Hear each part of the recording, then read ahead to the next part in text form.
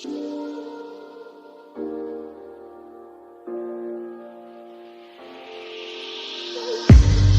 on my last straw. I'm broken and I'm woken up. I'm done feeding your lies. I've had enough. I can't run your place in this faulty game. And all the words you speak mean nothing more to me. 'Cause let's start over now. Rewind. And I won't let you go. I need you by my side.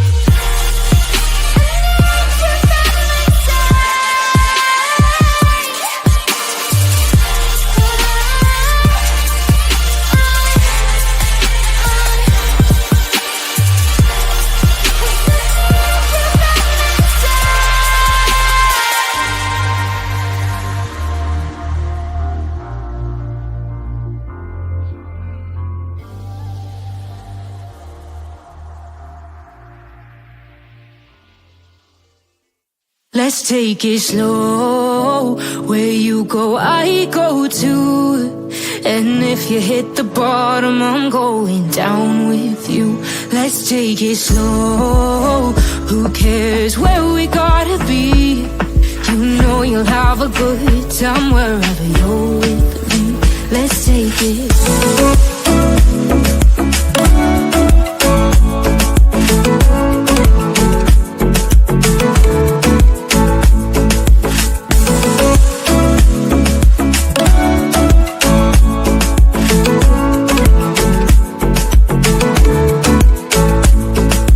Ask me how we got here, 'cause you don't know how. You say we're taking on water, yeah, we're sinking now. You're looking all concerned, like we're gonna drown. But we both know how to swim, no worries, let's go for now. Let's take it slow. Where you go, I go too. And if you hit the bottom, I'm going down with you. Let's take it slow. Who cares where we gotta be? You know you'll have a good time wherever you're with me. Let's take it slow.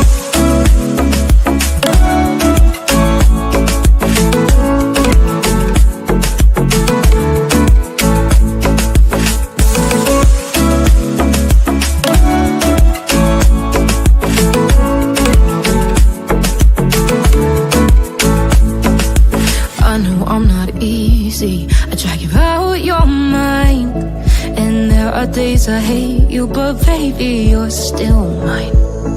And then we have the best times, no matter what we do. And even when we don't, there's nobody I'd rather choose. Let's take it slow. Where you go, I go too.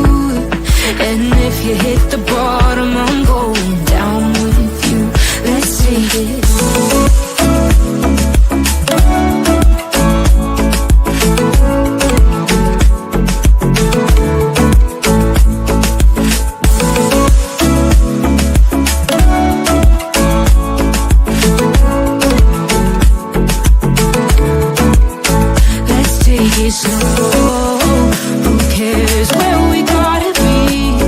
You know you'll have a good time wherever you're with me. Let's take it slow. Where you go, I go too. And if you hit the bottom, I'm going down with you.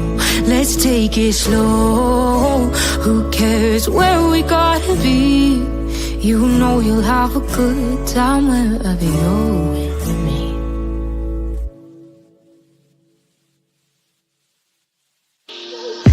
I'm on my last straw. I'm broken and I'm woken up. I'm done feeling your lies. I've had enough. I can't run your place in this faulty game. And all the words you speak mean nothing more to me. 'Cause let's start over now. Rewind. And I won't let you go. I need you by my side.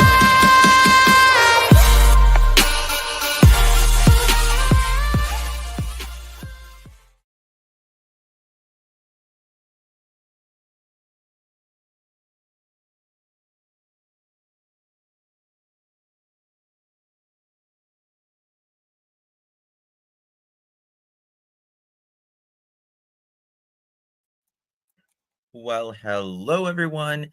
Thank you so much for joining me. Really do appreciate your time. Hello everyone. Hello, hello, hello. Today is November 11th, 2024. It is 4:26 p.m. on the East Coast of the United States. It is Veterans Day. It is Veterans Day, and we would like we're here to talk about the Delphi case. Richard Allen verdict guilty on 4 counts. 4 counts. We're going to get to that, but there is a few things I do want to take a moment to thank and honor our veterans. Least we forget. Big thank you to our veterans in here. Thank you, James. Thank you, Vet Girl. Thank you, Soldier Girl. Thank you, anyone else who has served. Really can never thank you enough. Our freedom, how we live our daily lives every single day because of you and our fallen soldiers in the past, since this country has began to current and in the future. God bless every single one of you. Least we forget, right? So there's a couple things that I want to say before we do that. This is the poppy, and I'm not a badge of honor. I'm not a racist smear. I'm not a fashion statement to be worn but once a year. I am not glorification of conflict or of war. I am not a paper ornament, a token. I am more. I am a loving memory of a father or a son, a permanent reminder of each and every one. I'm paper or enamel.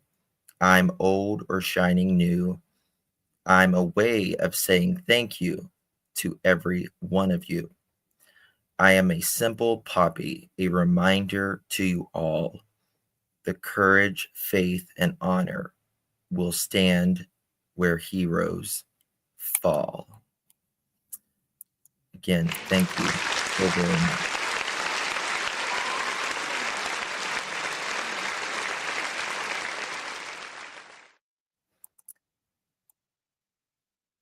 Yes. God bless them. God bless your daddy, Canadian. God bless her. God bless him.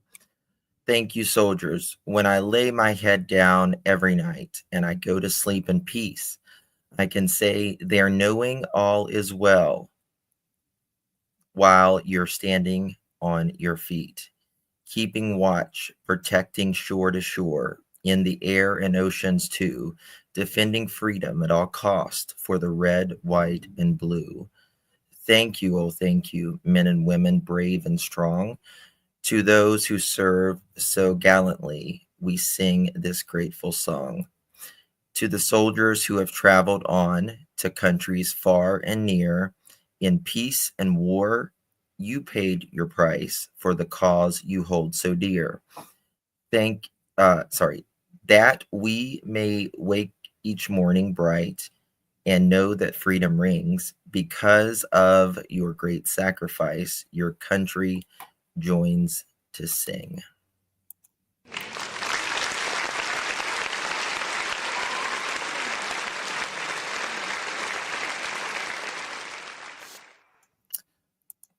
And one more.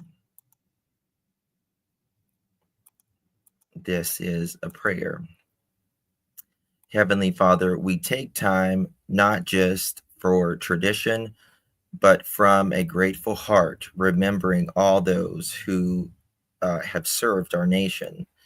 We pay tribute to all of our veterans. We are thankful for the freedoms we have today because of their service, bringing eternal peace to their hearts and satisfaction to you. In Jesus' holy name, amen. So, again, thank you so very much to our men and women veterans out there, the ones who have sacrificed time, life, limb, and so much more. Thank you very much. So, Richard Allen, guilty on 4 charges. He could be facing, I think, 132 years in prison. This is I was looking at a poll, and more than not believe just their opinion was that he was guilty, but I believe it was like 40 some percent believe that they got the wrong guy, or this isn't all the story. Now, I will tell you my opinion, and I know that there's people in here that have differing opinions than I have. Perfectly fine.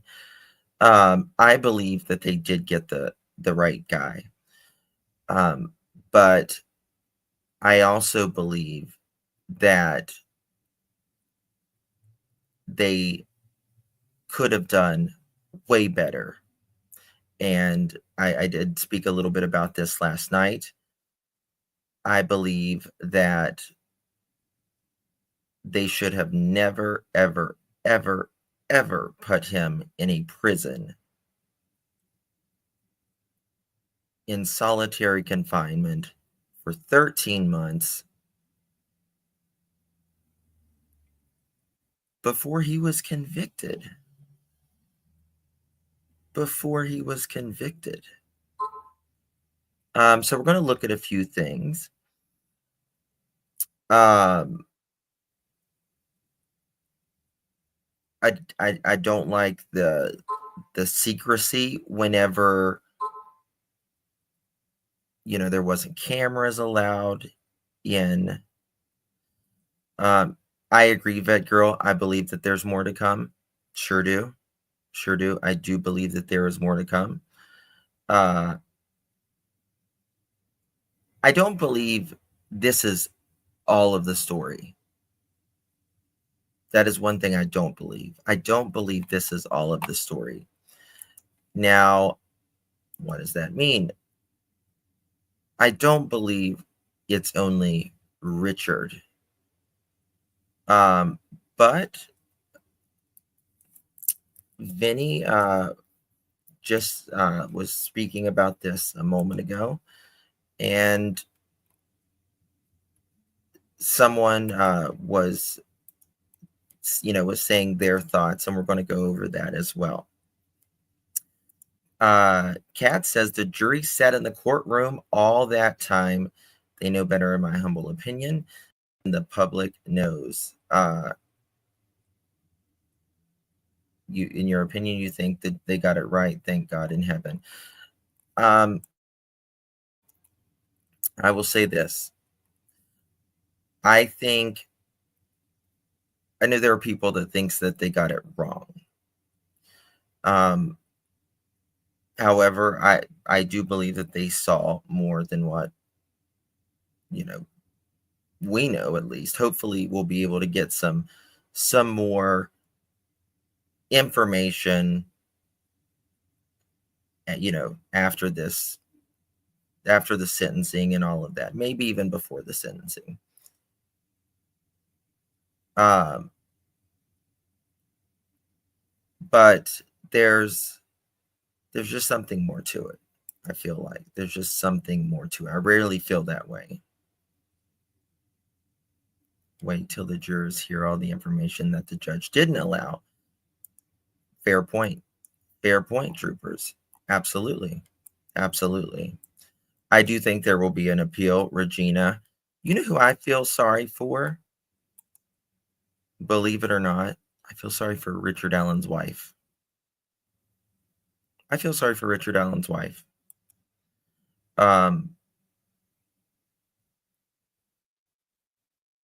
Why that day? The question I have is, think about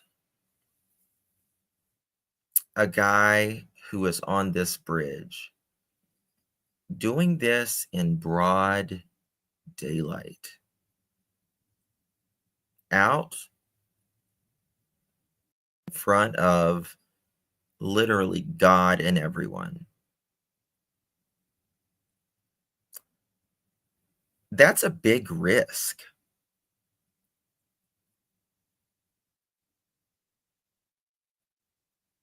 Yeah, Christina, I agree.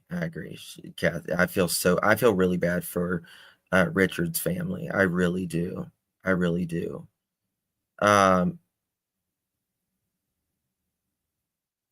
Yeah, M. Blanc, I know what you're saying. I mean, I hear you with that. I think that I don't think if you've been with someone, 25, 30 years, and you think you know everything, and then is this one day he impulsively did this?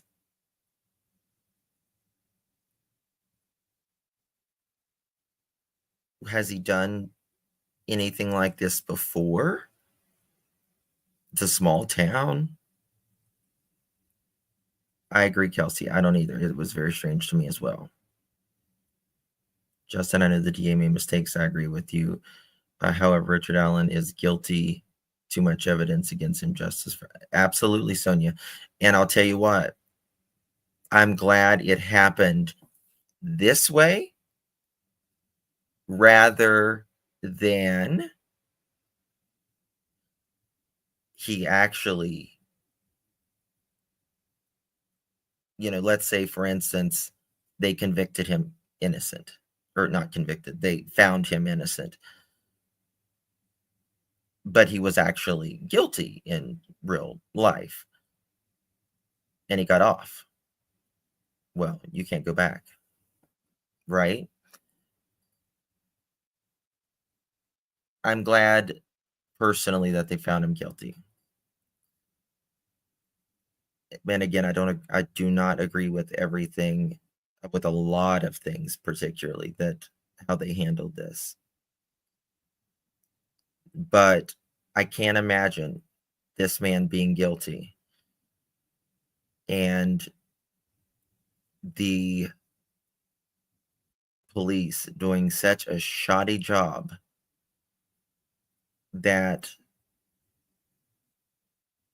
they come back out and say innocent, and then nobody gets justice ever.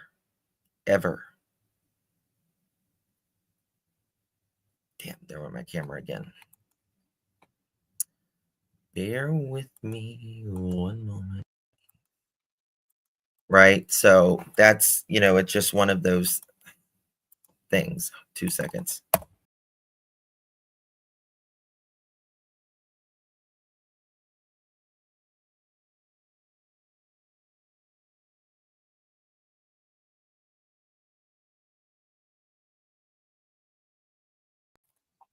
So I really don't like the judge either.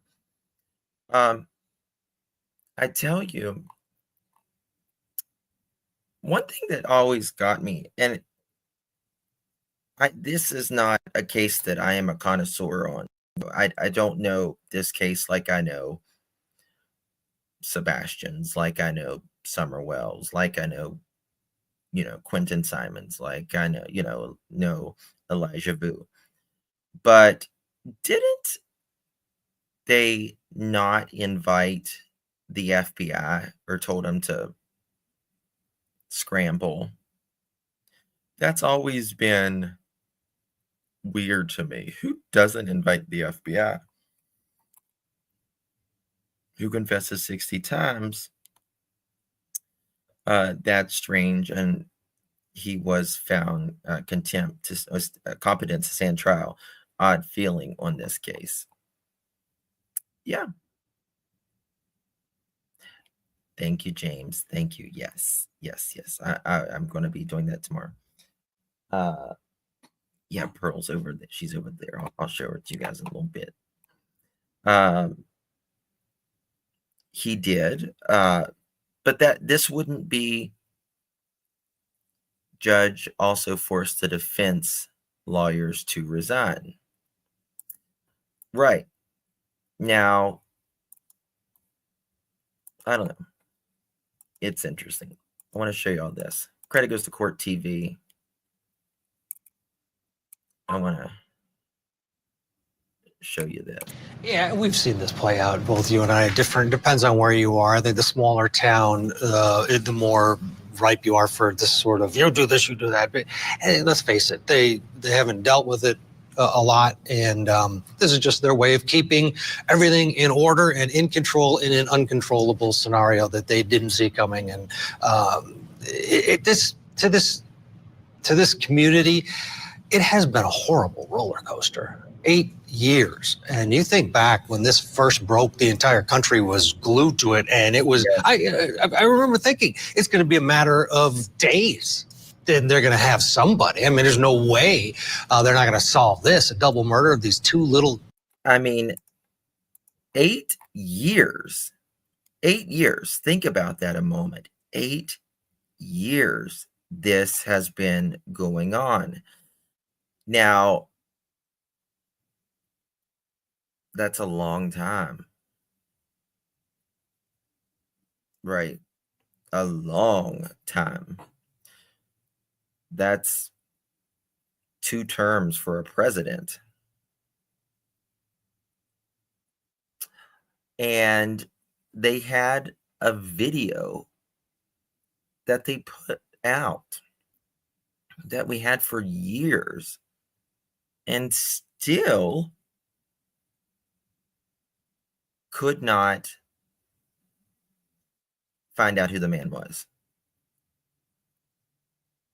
Still not. Had a voice down the hill. Nothing. And this Richard Allen worked in one of the only stores in Delphi. I think is it the only pharmacy in Delphi? Certainly the only CVS. And 4 sketches, and the first sketch was released, and the sketches look nothing alike at all. They look nothing alike.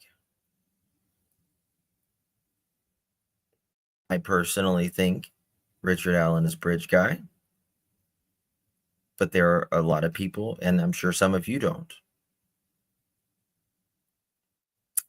I hope the jury comes out and speaks and talks about it. They're not required to. Catherine says, in my opinion, it's a miscarriage of justice. I can, Catherine, I know a lot of people that feels like you, right? And I think that would be, I really hope the jury comes out and speaks on why. You know, we have to be okay with what the jury said, did. Girls, and then it took 5 years and there was nothing. And there were things, but not Richard Allen. There were different people. Different people, yeah. Different suspects.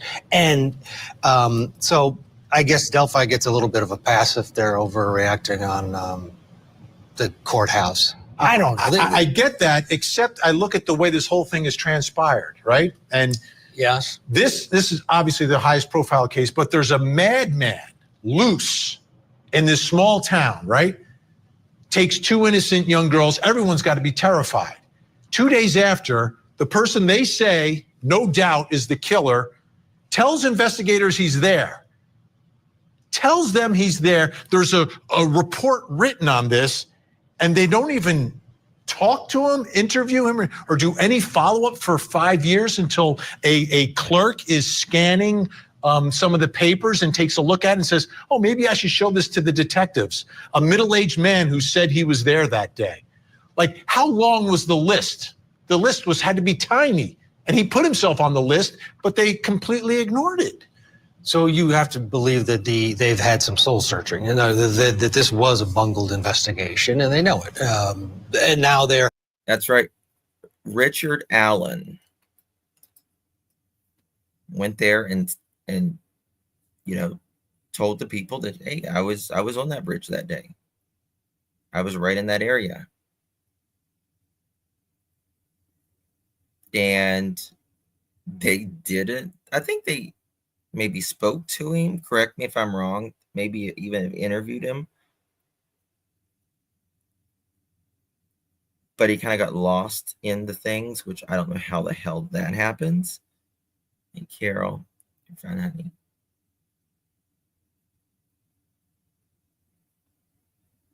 And 5 years all came from PCA, nothing more. You're right about that girl.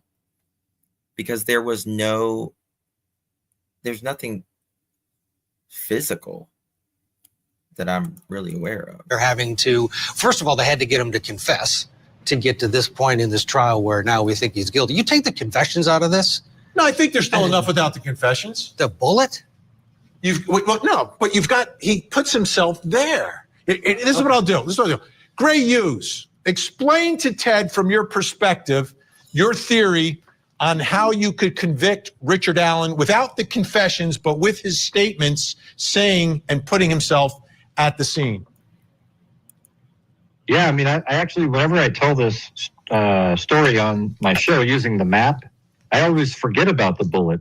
And I don't even mention the confessions at all. That's true. Because the thing is Richard Allen said he got there from 1:30 to 3:30.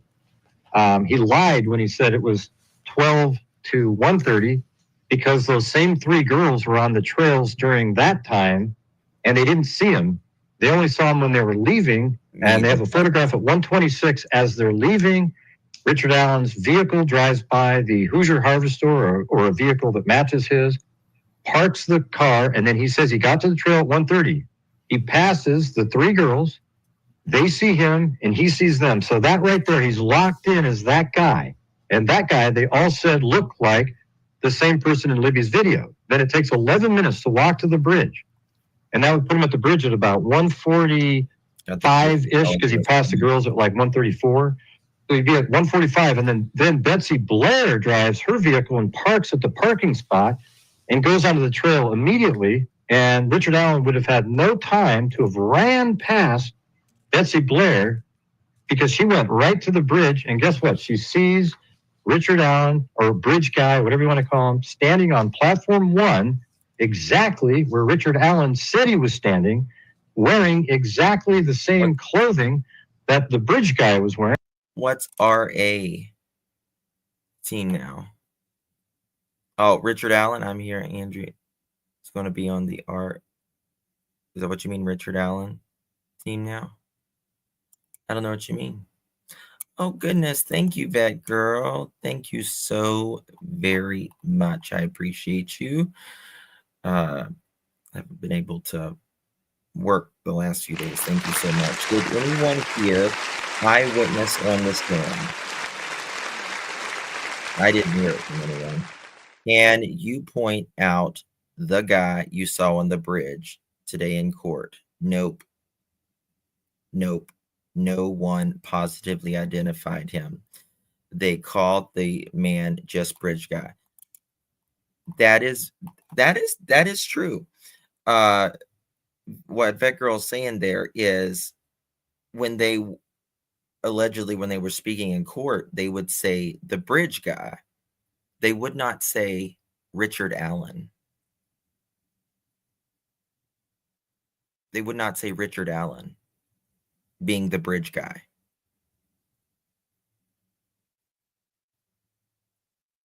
Now, if you believe Richard Allen was the bridge guy, wouldn't you say, Richard Allen's bridge guy? There's nobody that was able to say that they saw him on the bridge, right?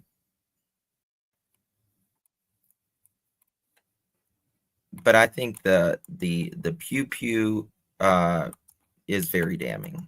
He said he was wearing blue jeans, a blue or black Carhartt jacket with a hoodie and some sort of head covering, maybe like a skull cap. Okay. And then Betsy Blair turns around after seeing Richard Allen standing there, walks back down the trail and passes Abby and Libby. And Abby and Libby, therefore, are going to run into Richard Allen right there. Then you see the video at the end of the.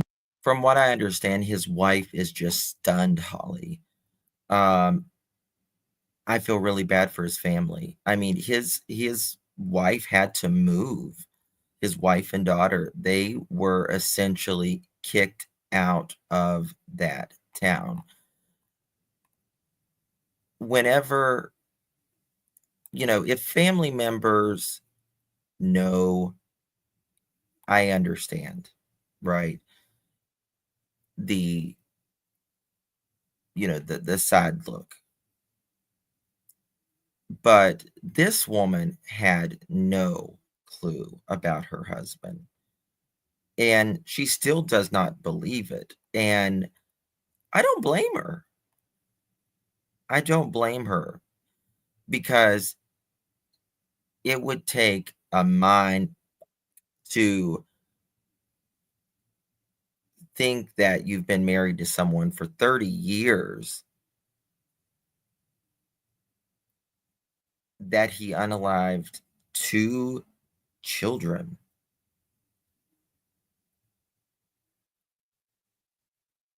And there's been a lot of people in the town. They ran them out. Right?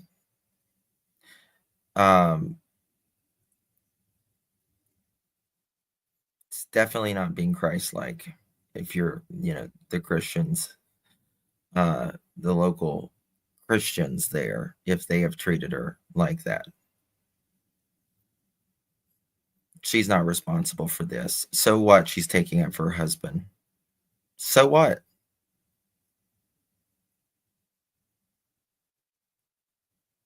Who wouldn't take up for their husband? I mean, think about this. There's, I was looking at a poll earlier, a little over 40 some percent does not think Richard Allen is guilty. If 40% of the public doesn't believe that, you think his wife is going to believe that? It's exactly, Caddy. It's not uncommon for family members to be in denial about their relatives committing heinous crimes. An example is Chris Watts' family. Bingo. Not at all, James. Not at all. I think they probably just give it to him whenever they, need someone. Bridge, where it shows a person wearing exactly the same clothing that Richard Allen said he was wearing. There is no reasonable explanation at all that there was another person on a Monday afternoon at 1:30, a day that he happened to have off, and nobody else. Yeah, like that's a work day. And there's this guy wearing exactly the same clothing that he said he was wearing. And when he was shown a picture, by the way, of Bridge Guy, they asked him, "Is this you?" And he goes, "Well, it's not me. If the girl took that picture, it's not me." Which really,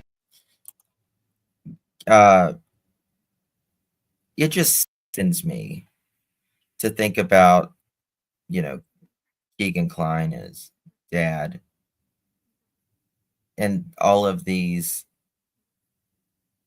I didn't guidance, but I'll look at it here in just a second. She's snoring. That there's these sickos out there trading these accounts and being predators for children. He said, "Black jacket jeans, come on." He said, "I have a blue jacket," in the same RA video.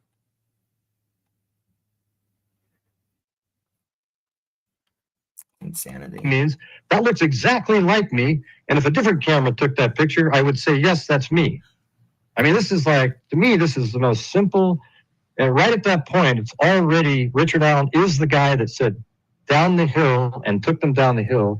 And that makes him at least responsible for kidnapping and taking them to the crime scene. And then, oh, by the way, the bullet that he said he ejected in one of his confessions. Thank you so much, sweet Holly. Really do appreciate your support. Thank you, my love. Bridget, Mythical, Catherine, Amy, EMF, Detroit, Tar, Maurice. He does a lot of people. He does a lot of people. Trust me. Trust. At the end of the bridge, they find sitting at the crime scene. We would have indicted. It's only enough to prove presence. That's it. It does not prove commission of the homicides. If they would have had, for example, some forensics of the girl's blood on his Carhartt jacket or his skull cap, or they found his DNA under one of the girl's fingernails, or found a hair follicle of his on one of the girls, then he's finished, obviously, because it was direct contact. But the mere presence of a dry, spent shell casing is not enough to even file, in my opinion. That's just my opinion. And if I were a surrogate deputized DA for the day, I would reject the case and I would tell detectives to go out, Philip, the bushes and get me more evidence. That's never happening. You will never be a prosecutor. Marie Pereira, could this case be made without the confessions? No, I agree with Philip 100%. It couldn't be made. And I disagree with Gray that the confession is cut and dry. He confessed to a lot of things. And let's talk about the feces. Come on. This is a person who confessed. He said he molested them. There was sexual assault. There was not. He said he assaulted his daughter. That didn't happen. The man was not well. So this is a case that relies heavily on a confession that is suspect because. So let's talk about that. He said that he did things with his daughter. He said that he did things to the victims. We see that didn't happen, or at least there's no evidence to to say that it happened. What prison doesn't get a confession on video or audio? I mean, there was audio of him talking to his wife, but that's the only audio that I can think of him confessing.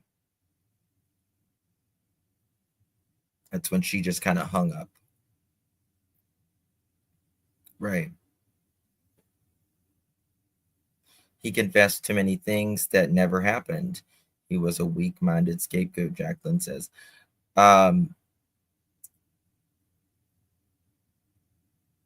I think that, putting you in a prison, not being convicted, in the hole for 13 months, that's going to mind anybody, right? I believe he did say. Oh, thank you, butterfly kisses. I think that he said that he pew-pewed them at first, and only telephone calls to family isolated persons, have private video 24/7 and documented video confessions with the warden. He supposedly confessed to his therapist as well. I didn't know that your therapist could come out and say that. I know they could report it, but I didn't know they could come out. The confession is basically full of feces. It doesn't matter about the confession. So, wait, the girls were not sexually. No, there is. Allegedly, Richard said that he was going to do that, but he got scared. And he saw the van. So let's think about that. What was the temperature that day? What was the temperature that day? In this, one of the guys makes a good point. In the 50s.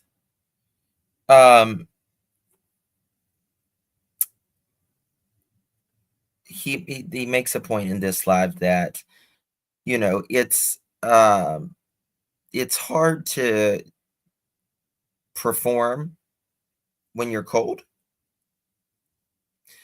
And especially, he also supposedly has some heart troubles,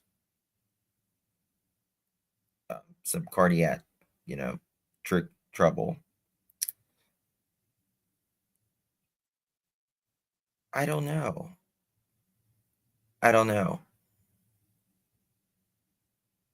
Watching fish from a scary bridge, looking down at, we're walking, see the water under, down below. They were in my thing again. 1 second.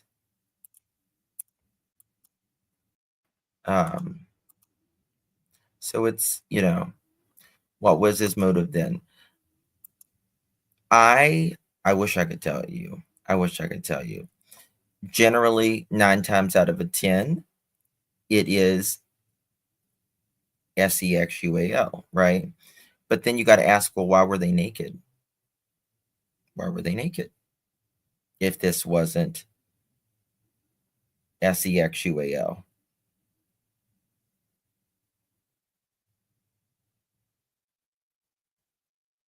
Was he,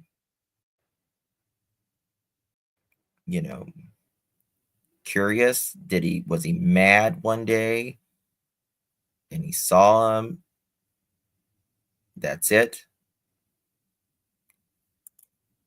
The episode Chris did was very hard to listen to. We'll look at right it. now. And this is what the case is grounded in. The testimony of those eyewitnesses 5 years later, there's room for reasonable doubt there too. The length of time it took them to investigate really denigrates that eyewitness testimony from the people who said just you, Gray, saying the timing and everything, how it happened was confusing to me. So to the jurors, I'm sure. This is what we're going to do. I understand it's a little confusing. I'm going to put together, we have a little map that we'll show you after the break, Marie, and we'll kind of flush it out a little bit. Ted Rowlands, your thoughts. Could this case be made now, do you think, without the confessions? If the jury takes the confession and says, listen, I'm not comfortable with them. They're all after he's arrested for the murders. Yeah. Are you comfortable?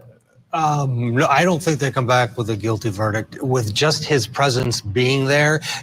And the shell casing. The bullet. Yeah, the whole thing, the shell casing, the bullet, all together with the marks. It's a much different case. Absolutely. If you're actually saying, Gray, that this is just a strong case without the confessions, well, then why did they ship him to Guantanamo Bay and turn him in and make him confess, basically, is what happened. Why would he go and be put in solitary confinement in a prison unless they were after exactly what they got, and that is a confession. Did they put him in a prison in solitary confinement to break him down so they could be done with this case? This is going to be appealed for sure. I understand, Christina. I think there's a lot of people that feel that way.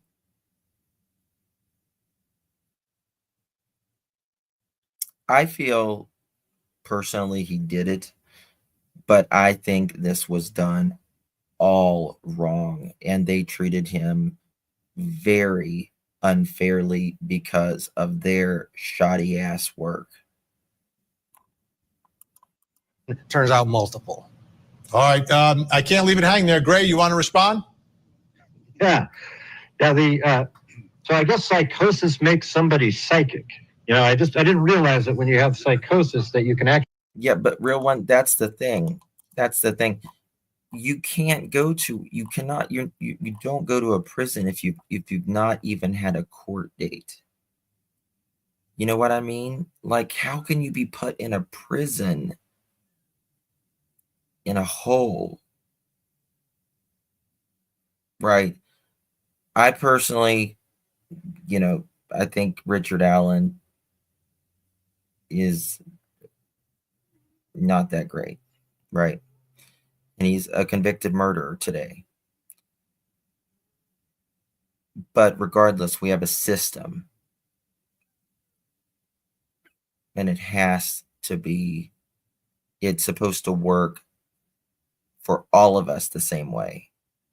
Now, does it? I don't believe it does. I personally don't believe the justice system works for all of us the same way. I think a lot of times if you have money, power, influence,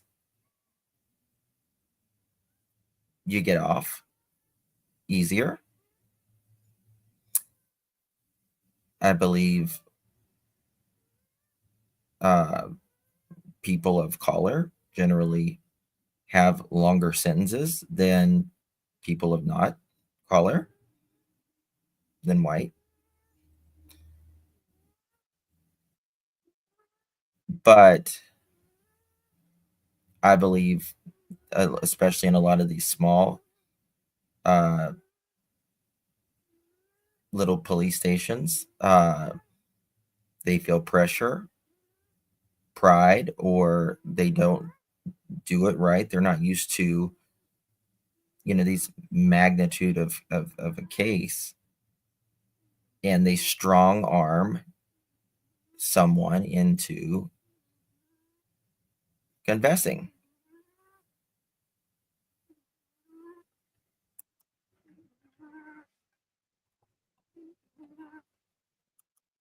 actually see into the mind of the actual. He was put in solitary confinement. And let's say Richard Allen was put in a prison with golden toilet seats.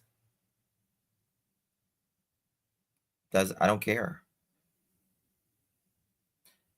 You cannot be, you are not to be put in prison until you are convicted. That is just the process. I mean, can you imagine, you're being held in a jail until you get your fair shot, right? But they say, we're going to take you to the prison. You're going to stay there for, 13 months or so. And you're like, you're going to think, what the you're sending me to the prison? You're sending me to the prison? I haven't even been convicted and you're sending me there. I don't like to take up for Richard Allen because I believe he did it. But fair is fair.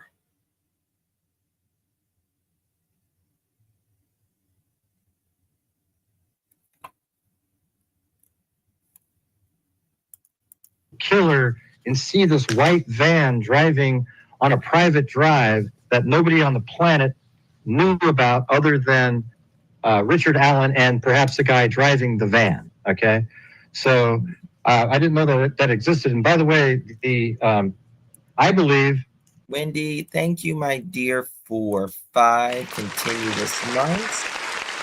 Glad to be part of this group. Thank you, my dear. Really do appreciate you. Thank you, lovies. Appreciate you so very much. They didn't do that to Brian Kohlberger. No, they sure didn't. Sure didn't. See, Richard Allen was completely, he was eating, he was exercising, etc. Then he confessed to his wife and he begged them to believe him. Give out and then the attorneys got involved. And don't you think it's interesting that some of the, quote, false confessions involve family members that they knew would come back and say, no, he didn't do that. Plus they're biased towards him. So obviously, if his attorneys got involved for future confessions, you want to muck up the original ones that were completely said under no duress whatsoever. He said them, and then later. All right, guys, I just gifted out 5 Clutch Them Pearls memberships. Let's see who got it. Collateral Damage, Gina Stevens, Haunted Housewife, Joan Ann Smith, Fragile Like a Boom Boom. Congratulations. We'll give out 5 more tonight. Consider becoming a member if you haven't yet. Would greatly appreciate it. Trying to get our memberships up. Later on, these false confessions come out, and he started getting really crazy. I mean, literally almost the next day after he confessed, they're like, whoa, man. And he started drooling on his shirt. All these things were going on. It was just, it seemed to me completely fabricated. All right. Our guests are staying with us. Ted is staying with me. He's not allowed to leave. You're in lockdown, Ted Rollins. We'll be with you folks until. I'm going to show you this. This is very interesting. Here comes the verdict. You want to turn the page. Look at you all will the never forget your little girl. You will never forget your little girl's best friend. The community will never forget them. But they want justice. They want some sense of someone has been held. Thank you, my love. Grads on baby Pearl. Thank you, Morgan. Thank you so very much. Yes, welcome, new pearls. You joined the great family. Thank you, my dear. Responsible. The person who slashed their throats and took their lives. Families believe Richard Allen is the man. You know what's so sad to me? You know what's so sad to me? It took time for those girls to die. It took time. I can't remember if it was Abby or Libby. She had blood on her hands where she had tried to stop the blood. 8 or 10 minutes. That is awful. It's really sad. God bless their family. On the other side, Richard Allen has claimed his innocence. They've pointed the finger at specific people who they were not permitted to point at during the course of the trial. That's another story for another day. But as we wait for this moment to arrive, the big question is, will this jury come back and say guilty and deliver for the families of Abby and Libby the sense of justice they have waited way too long for? Now, as we wait for this verdict, I am not alone. I will introduce who is with us. Yeah, it's like Libby, it's more damage was done to Libby. She passed a lot quicker. But Abby, can you imagine being a kid and being petrified? You and your girlfriend are just, I mean, if you grew up in a small town, I did. I grew up in the country, but we would go bike riding to, our local areas and stuff. That's what we do. Just being kids.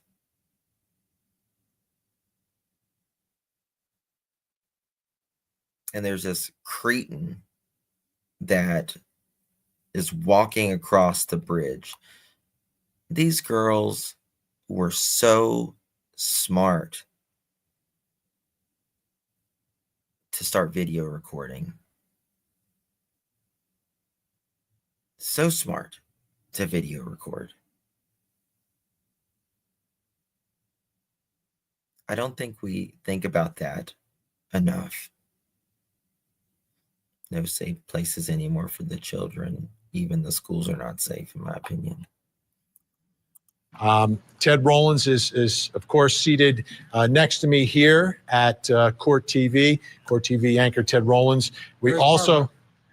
Barbara McDonald is heading out of the courthouse, so we are going nowhere. We will wait for her to come and deliver this verdict. You can see people moving quickly out of the courthouse, and then she will walk promptly over.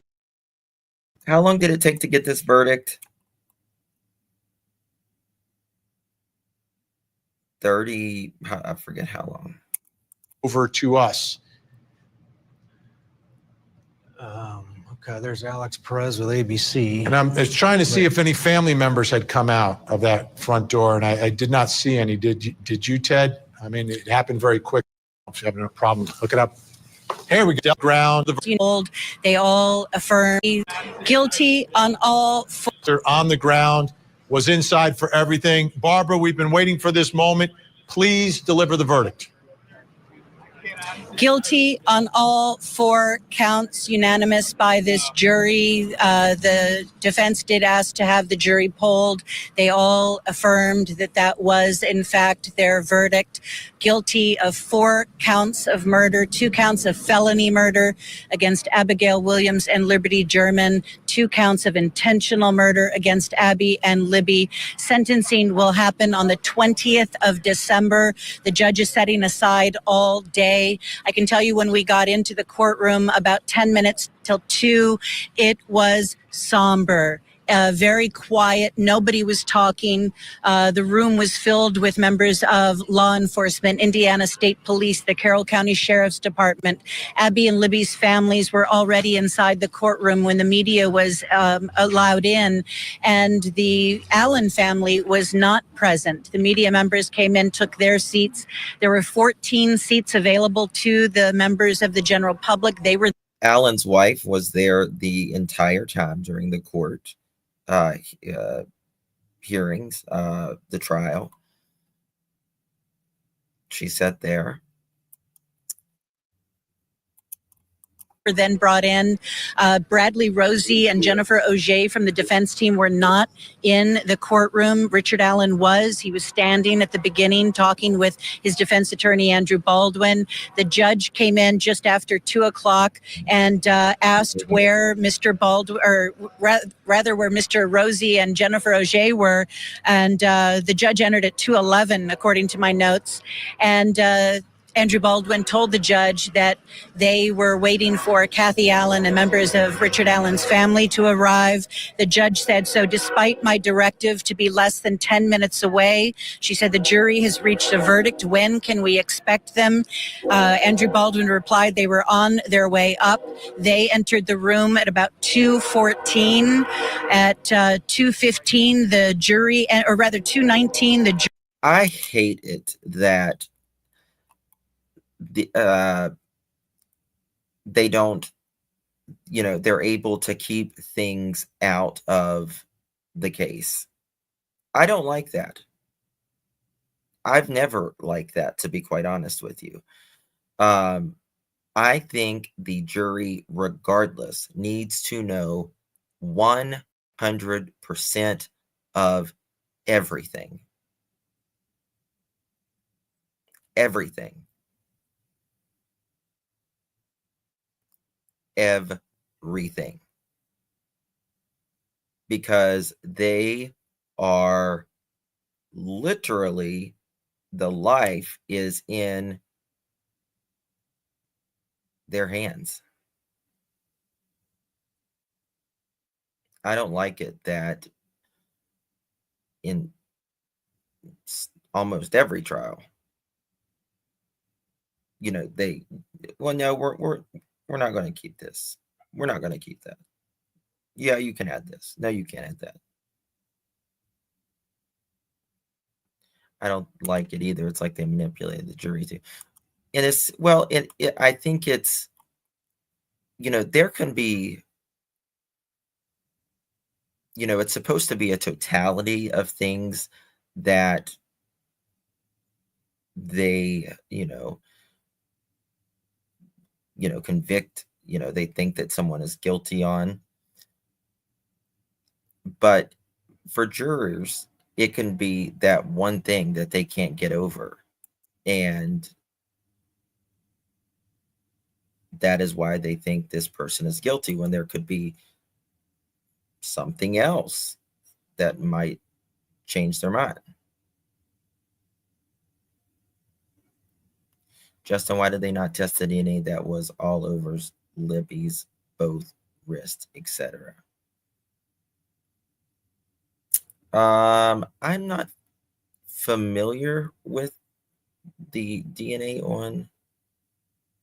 Yes, Kevin, he did confess. Now, some people don't believe those confessions. I'm not here to sway one way or the other. I told you my opinion, but to me, it still doesn't feel right because of the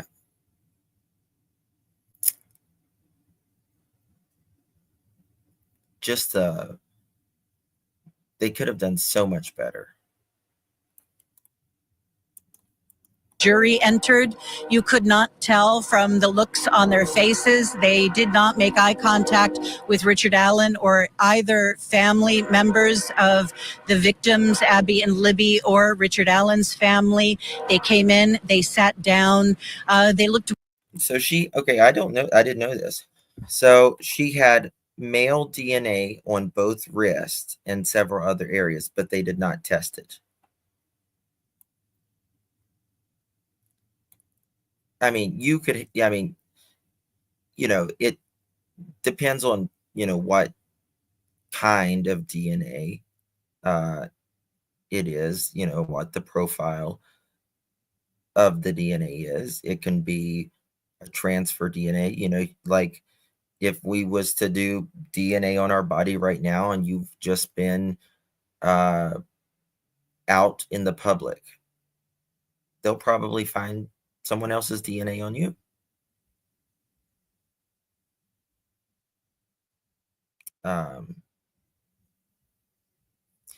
I do know that, yes, they did find DNA that was the lab guy.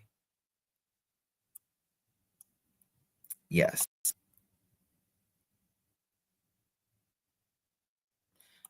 And I think that is, Sharon, I agree. And I think that's one of the biggest things. Explain the shell.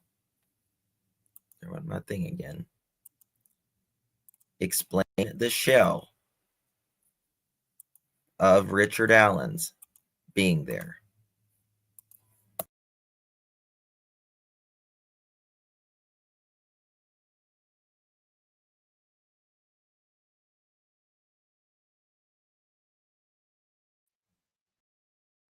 That's a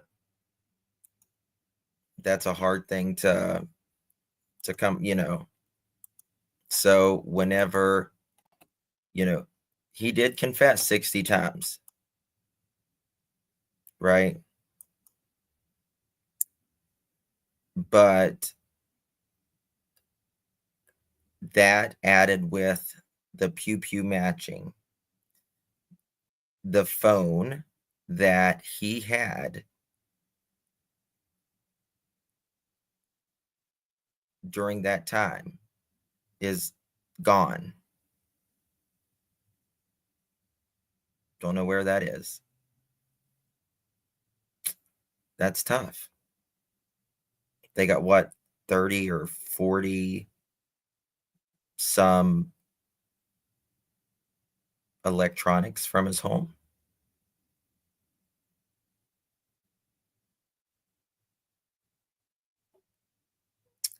Do I have my phone, Bear? Like my old phones? I have every single one. Yes, I have a damn drawer full. But the thing is, he couldn't even say what happened to it. Why did he have everything else? He probably will win his appeal, brown-eyed girl. He probably will.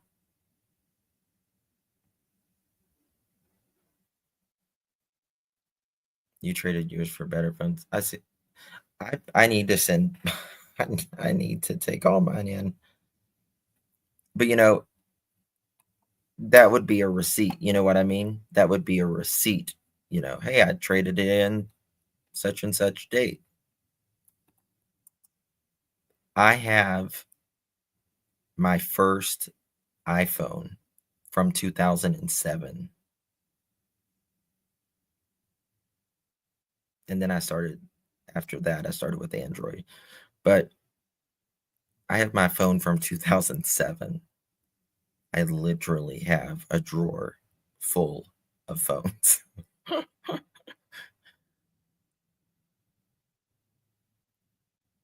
I have flip phones.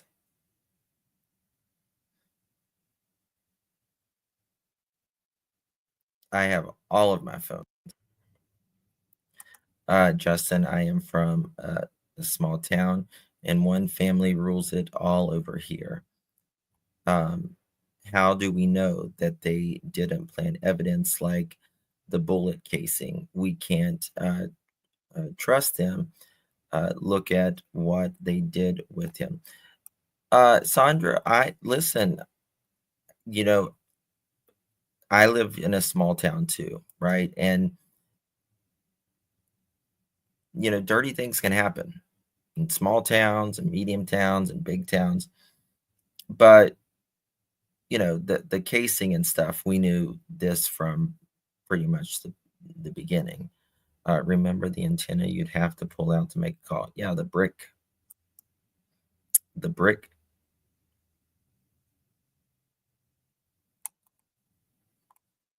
I wished, you know, one of the things that I think that they completely screwed up on. Why didn't they want the FBI there? You keep all your phones flickering.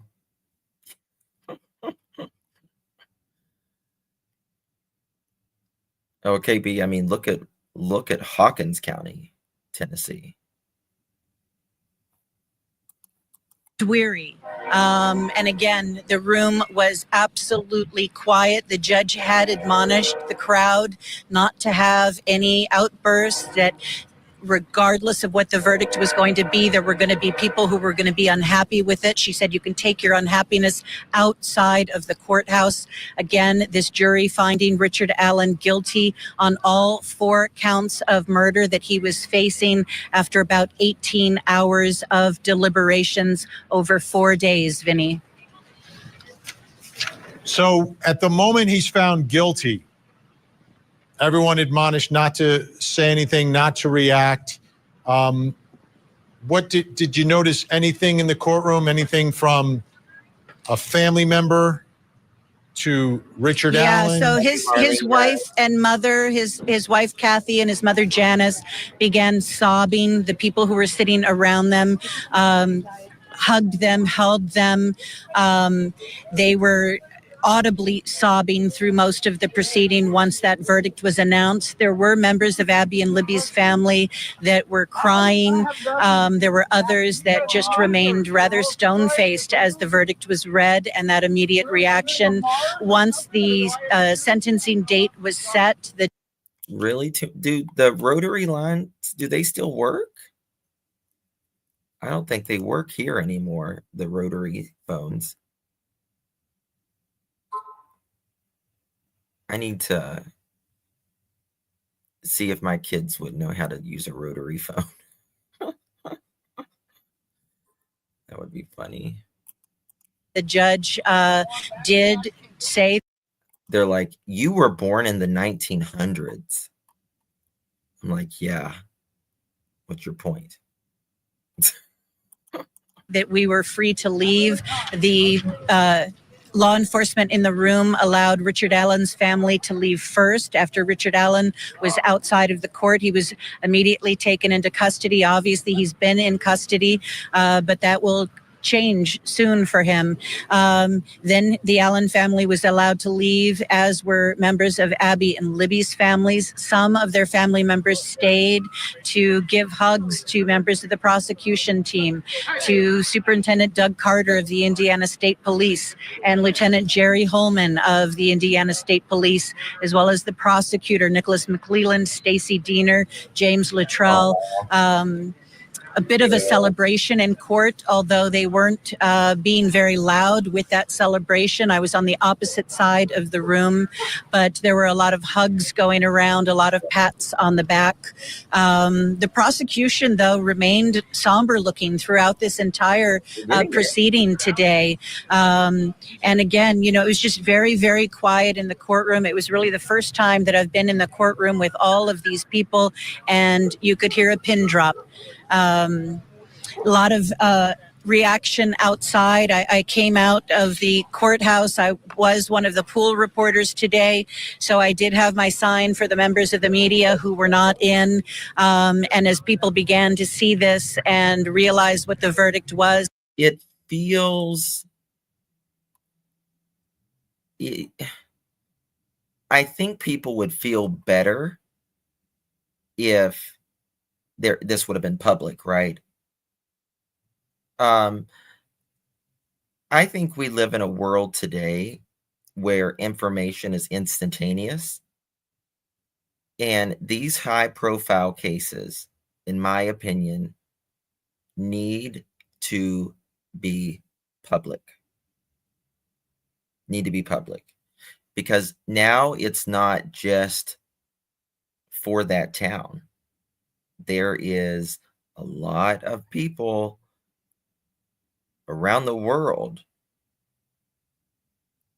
invested in this case. And I think we would all feel better had we been able to see it. It should have been televised, but both sides, I don't think, wanted it televised.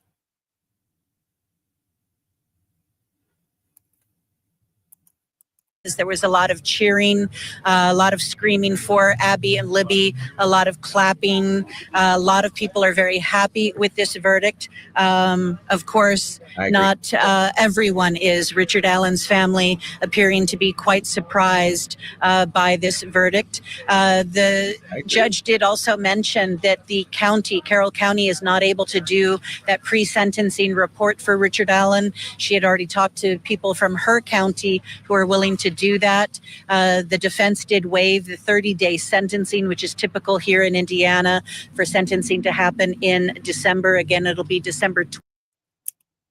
What, Allie? I will be waiting barefoot in the kitchen, James. What, madam? Will you do the honor and marry Aliena? Of course. I am a minister. So, absolutely. I am ordained. You're welcome. 20th. They think they only need one day for that. And the judge has set aside the entire day. That is a Friday, December 20th. We'll be back here in Indiana to find out just how many years he's facing. Right now, he could be sentenced to 130 years or more. Vinny? Barbara, Ted Rowland's with us for our verdict coverage here. Barbara, did Richard look into the... I can see the 1970s being good, living, feeling happy. The 60s were good for,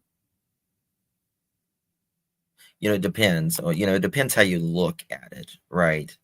But yeah, I would say probably the 70s. I think it was great up until the 90s. And I think when,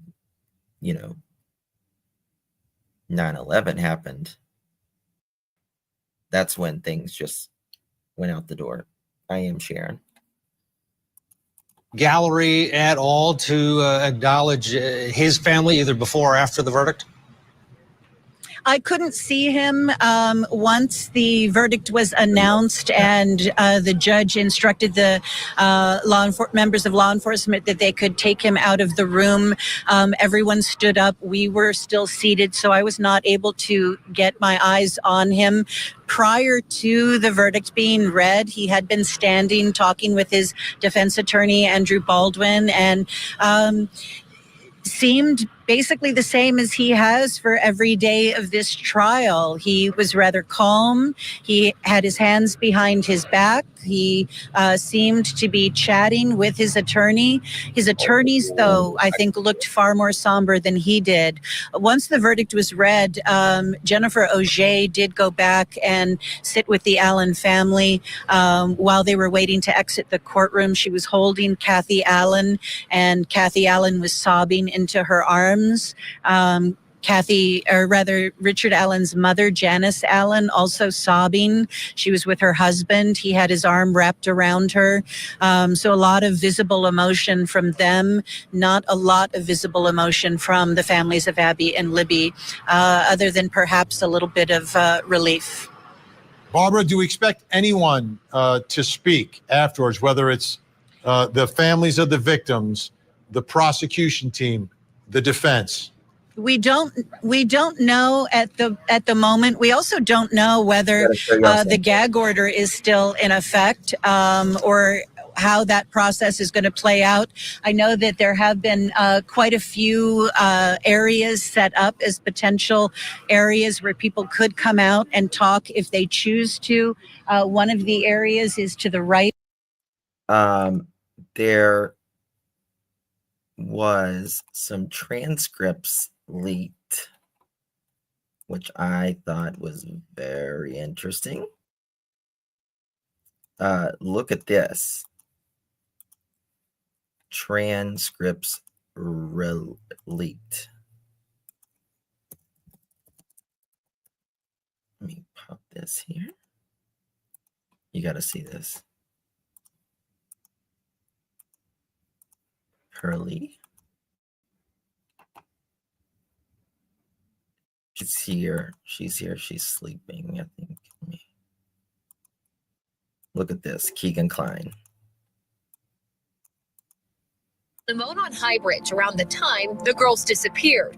The documents detail an interview police had with Allen back in 2017, where he told investigators he was on the trail from 1:30 to 3:30 that day. Surveillance video shows a car matching Allen's in the area at the time of the crime. Court documents state the video Libby took on her phone shows Abby walking on the Monon High Bridge when a man wearing a dark jacket and jeans walks behind her. They go on to say one of the girls mentions gun before being told guys down the hill. That audio was later released to help with the investigation. Documents say the video ends shortly after the girls start to walk down the hill. Allen was interviewed a second time where he told investigators he was on the trail that day wearing blue jeans and a blue or black Carhartt jacket with the hood. Documents say during a search at Allen's home, police found clothing that matches what was worn by the alleged killer. They also found a gun that belonged to Allen. And now, I want to know more about that part right there. Hopefully in the days, months, even years coming up. Found clothes allegedly at Richard Allen's house, and obviously the pew pew casing. Another thing that I want to hear about is the pet. Wasn't there a pet that they dug up in the back of Richard Allen's house? Can you imagine if he never reported being out there? I don't think it would be, I don't know if it would even be solved today.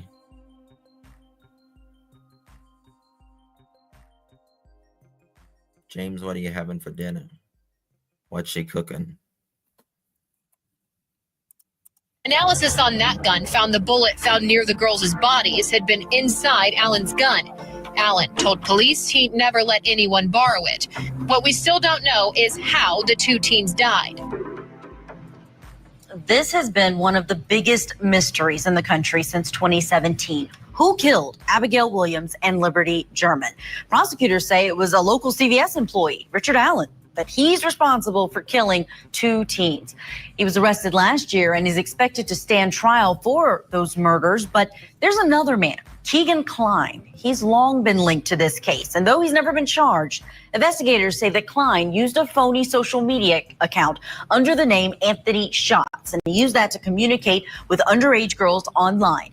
And that account is also known to have been communicating. Kim and Stacey Wandra are like two of the most, I don't know, just repulsive to me. Just repulsive. Communicating with Liberty German just before the murders occurred. And while Keegan Kline has never been charged, I want to emphasize that in connection with the Delphi murders, he has been charged with more than 24 crimes, including child exploitation and possession of child pornography. Now, Kline was expected to be sentenced last week because he pleaded guilty to those child pornography charges, but he withdrew that. And our friends, Anya Kane. Thank you so much, Morgan. Thank you, my dear, for that 3 months. Really appreciate that. Guys, consider becoming a girl. Get a lot of perks, a lot of private videos that no one else sees. And Kevin Greenlee from the Murder Sheet podcast, they had a chance to speak with him from behind bars there in Indiana. And before we get into the specifics of Kline's case, here is some of what he told them about the Delphi murders. Listen. Do you feel you have information to speak with authorities on that case? I've already tried. They don't want to hear anything I have to say. So, and I've met with the prosecutor there, and I mean, yeah. You've met with Nick McClelland? Yeah. Can you tell us anything about what he was like or what that experience was like? I mean, he's a real nice guy. I mean, he was really super nice. And this is big. Oh, sorry, go ahead. I can't really get into any more details, you know what I mean? But that's understandable. I mean, he was a real nice guy, and yeah, I met with everyone. Do you have a sense about why they don't want to hear it? This is just kind of a broad, big picture question.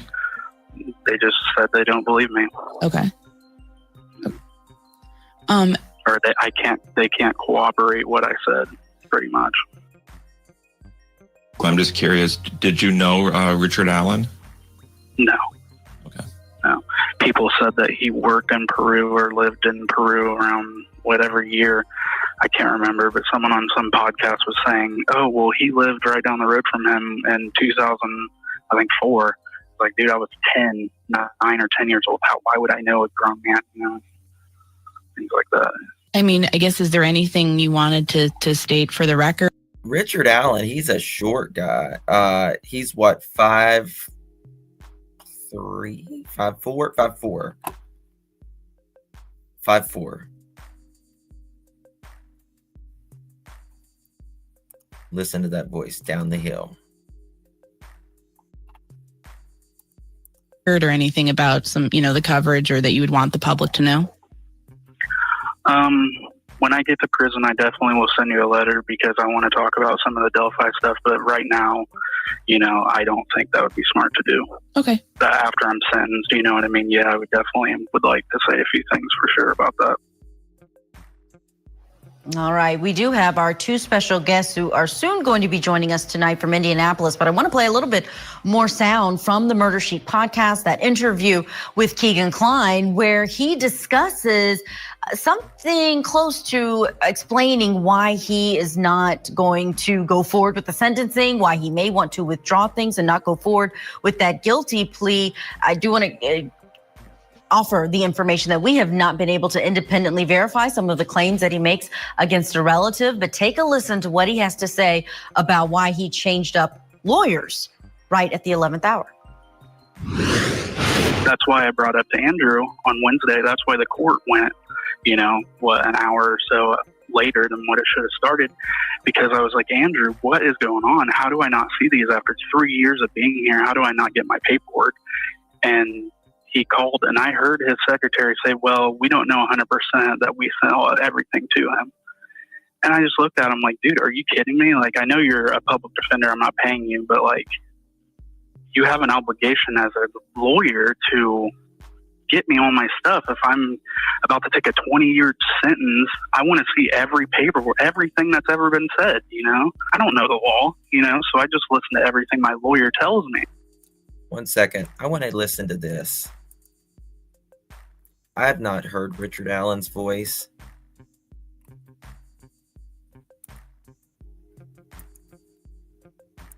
It goes to Plunder Studios. I want to hear this. I think I've heard it maybe once. 2018, Richard Allen's voice can be heard making a rare appearance in Gatlinburg, Tennessee, riding the Skylift with his wife. I've heard that. Down we're going down. Shut up.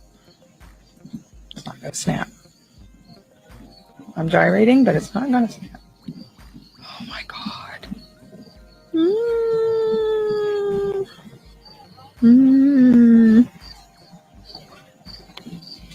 There's a wheelchair coming up. What? Oh my God. Lonely wheelchair.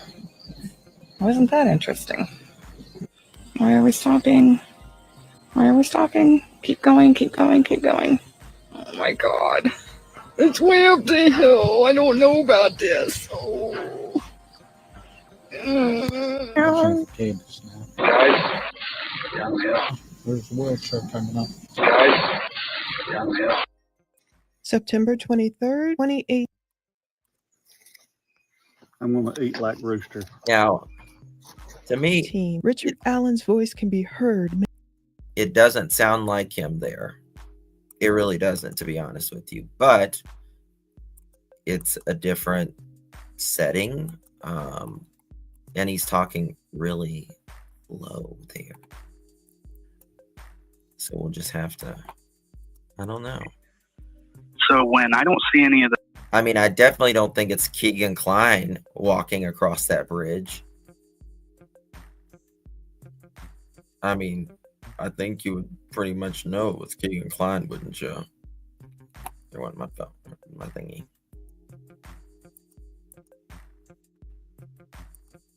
Right? I mean, wouldn't you? 1 second.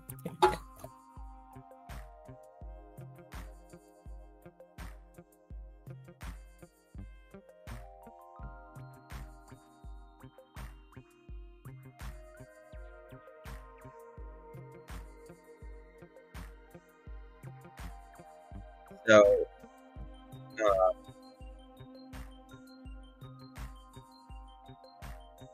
yeah, but you need more voice samples than just one voice sample. Yeah, I don't think it's Keegan or this paperwork, it's like, are you kidding me, dude? I talked about going to trial the whole time over it. And then he was like, well, they're not going to give you a deal. So, and then Wednesday he goes, well, maybe we should have taken that 10-year plea. I'm like, dude, you've never told me about a plea ever until right now. I don't know. I don't know. It's really bad on his side as a lawyer. I don't know what you would call it, legal term, but yeah, it's just crazy. Let's bring in our special guest from the Murder Sheet podcast. Thank you both for being on with us, Anya Kane and Kevin Greenlee. You're my definition of a power couple, journalist, lawyer, together, following this case so closely. You all are the resident experts on it. Can you talk to me about first how you were able to get this kind of an interview with a man who's still in the midst of his litigation? The process got started actually a couple of weeks ago. We had an interview on the show with Keegan Kline's former girlfriend. He heard about that and he reached out to us via text and indicated he wanted to know what she had to say. And in the past, we had asked him to do an interview with us and he said he'd only do it if we would pay him. And we didn't want to pay him. And we said, we'd be happy to talk to you about what your former girlfriend said, but we're not going to pay you. And if you want to come on the podcast, we can have a conversation about everything. And to our surprise, honestly, he agreed. I know from the interview that is posted on the podcast that you made it clear to those who are watching, those who are listening, that he would only do it if you didn't get into too many questions about Richard Allen and the Delphi murders. But it seemed that he was forthcoming with some things on his own. What did you learn anything new from what he had to say about the Delphi murders? It's a great question. I think it was interesting getting him on the record, noting that he's saying he does not know Richard Allen at all. We're sort of getting his side of that at this point. And sort of getting some of that on the record is helpful for us because, we can say that here's his line in the sand. He's saying he's not involved. He's saying he doesn't know this person. And I think that's helpful because there's so many rumors, right, that spread online about links between people. And so when you're asking one of the two people sort of, those two have been on this since the beginning. They are incredible. I want to go to Chris McDonough from the interview room. Chris and Karen, where they did an incredible live last night, and we're going to cover a little bit of it. Credit goes to the interview room. Make sure you are subscribed to Chris for all things true crime. Chris is a former homicide detective. He still works with the Cold Case Foundation and still works around the country doing cases as well. This may be triggering to some, so I want to let you guys know that. FYI. He's with his beautiful wife, Karen, who was a reporter out in, I think, somewhere in California. Wonderful Wonderful. because what happens is, as investigators start asking, well, how did this happen? Then they start, prescribing medication before they have diagnosed what the illness is, for lack of a better term. And you can never do that. You should never do that, because it reverses the information that you are looking for. And so the principle of investigating information will show you the person.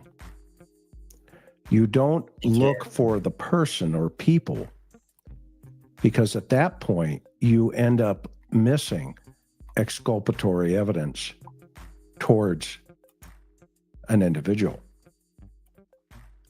And so one of the first things that Karen and I were just talking about while we were preparing for this today, I wanted to go back to the affidavit of arrest. Okay. Now, this is Richard Allen's arrest affidavit. Yes, Richard Just so Allen's everybody arrest knows. affidavit. And we know here, guys down the hill, no witness saw them at this time.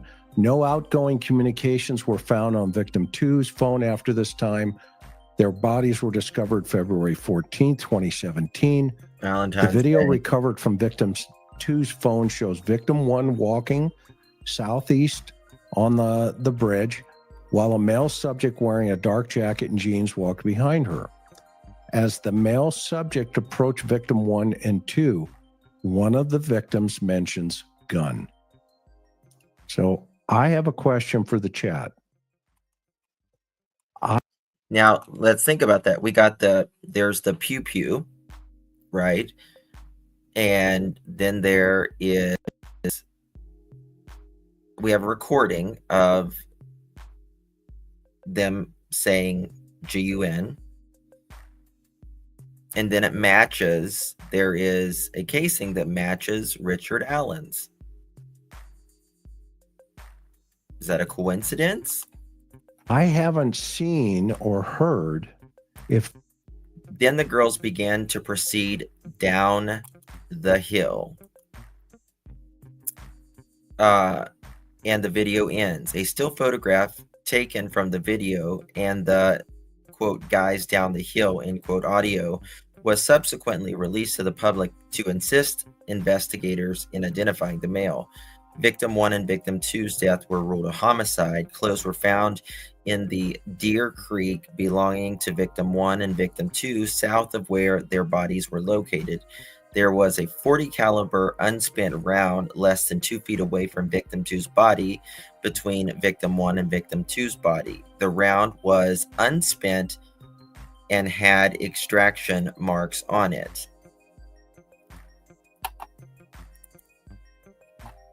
Mm-hmm. You do hear that came out in trial. Did that come out in trial? Can somebody tell me, because that's going to help my thought process in Chris, chat. I believe it did. I'm trying to I believe I read it. Okay. Because I think I think it was in Thank there. you, Yeah. Yes, it was mentioned. Yeah. So the victim mentions that the perpetrator has a weapon. Mm-hmm. Okay. Now, that's important to understand. Yes. Because now when we start looking a little bit deeper at what we call suspectology, then we have to ask ourselves, Mm-hmm. I agree. is this individual who's up on that bridge that day with a gun and ultimately a knife or a box cutter, whatever the weapon's going to be, because they haven't found it, but it's definitely a sharp instrument. That means the universe has to be on schedule so much. Yes. That the timing of this is in his favor, that he is prepared to perpetrate this crime. So the question is, how did that piece of the puzzle for me. Why does this guy who works at a Walgreens, is that where he works? CVS. CVS, yeah, CVS. a drugstore. In the photography department, why does this guy take this to the point where he says, you know what, today is the day. I'm going to get my bullets, or I'm going to get my gun. I'm going to get my box cutter from the store. And I'm going to go to the bridge, not really knowing, or maybe knowing, that two young girls, or maybe even anybody, crime of opportunity, is going to be at the right time, the right place, for the right circumstance. So, I mean, I think about,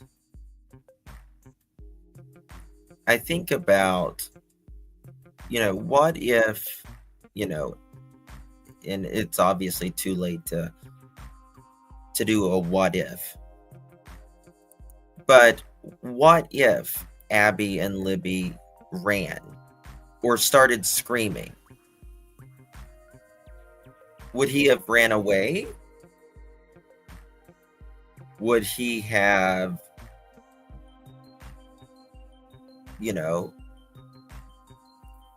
pew-pewed right there? What would have happened? Others could have heard it, seen it, went looking. It's a big risk. What about the guy who said he made horns on the girls? Yeah. Nicole, I'm going to post it here in a little bit. In my opinion, when there's a trial, they should have. Exactly, they should. So what is y'all's thoughts on that?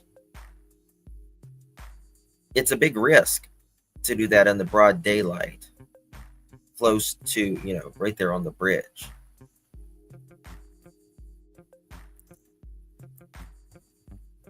So we have to then step back and say, okay, but why? Why is he doing this? What is going on here with this individual, the suspect, that everything lines up and he knows they're going to be there and he's ready for it Tina. That day? Is there a history, right? You want to do what they call a suspectology. Is there a history of him carrying a gun around town? Yes, he may have had a CCW. Here in a little bit. Yes, we all get that. But does he take it to work? Does he carry his gun to work? Does he not? What are his habit patterns? Those kind of things. And you start unwinding that. And then you have to say, okay, and the police were doing this very early on. Who else is in the circle? Could have many. It's a good point. Well, we have other evidence of other people.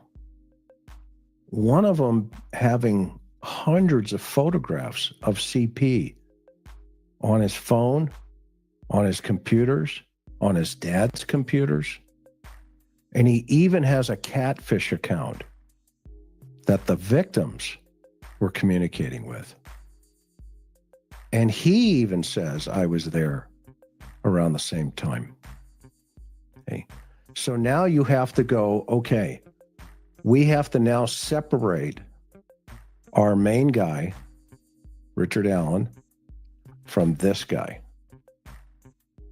Or is there a nexus? And why is that nexus? What exists between these two, hypothetically? Or maybe there's a third or a fourth. We don't know. Okay. But the evidence that came out was the bodies had been moved, that Libby was leaning up against a tree. Her clothing had been taken off. Abby was wearing it. I mean, this is the other thing. If he was supposedly going to R them, but he got scared, was he going to do this while they were alive or afterwards? Because this person or persons, if you want to, some people believe that as well,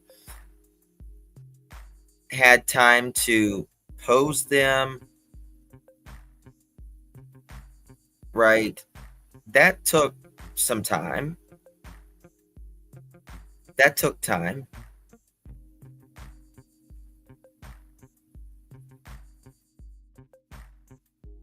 So was he not scared of that? He was just scared of getting caught R-ing?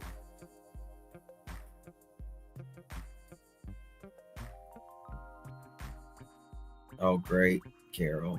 Great.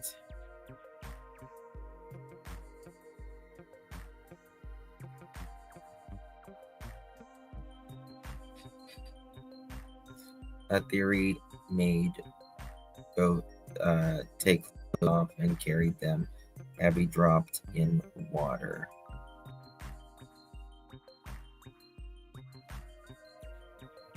Some of it. They were, a short distance, approximately 20 feet from each other. A bullet is discovered in the middle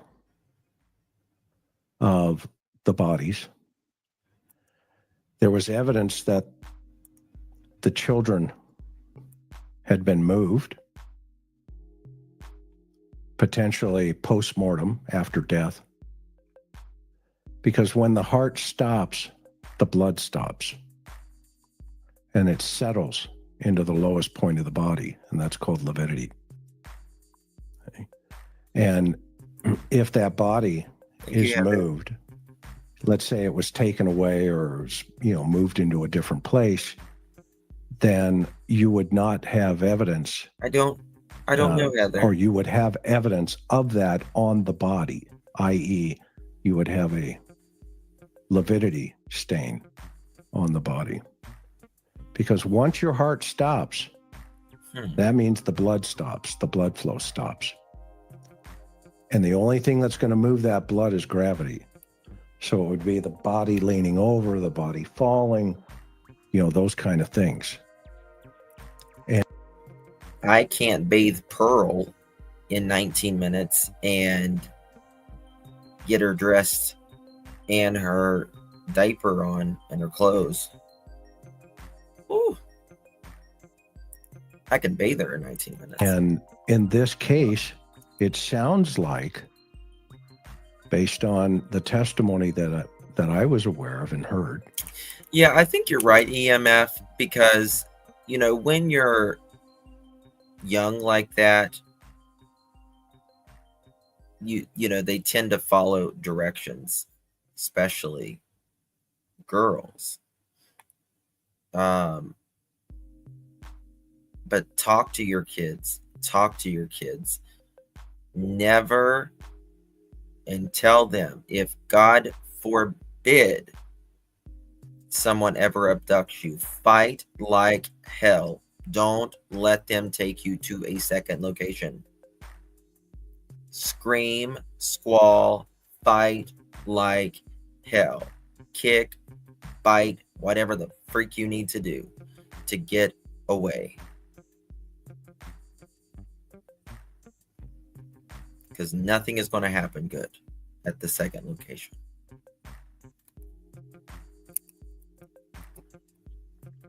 Is Libby is leaning against the tree. She'd probably been cut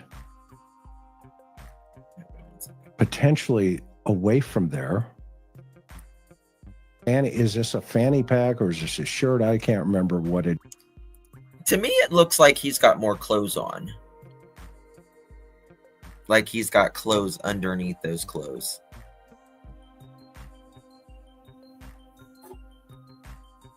That's why they didn't run or scream, in my opinion.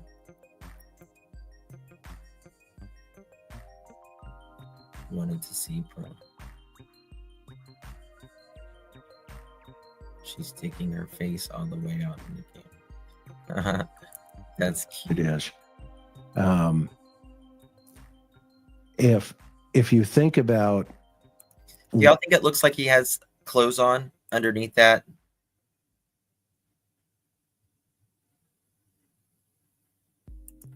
One of the victims saying gun. Okay. Well, I mean, he's quite bundled up. You can tell there's something here. You know what I mean? let's go back to the movement.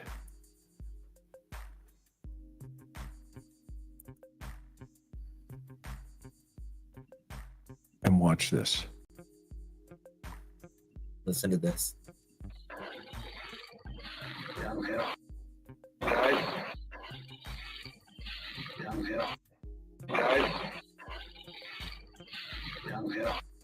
Now, you can clearly see both of his hands here.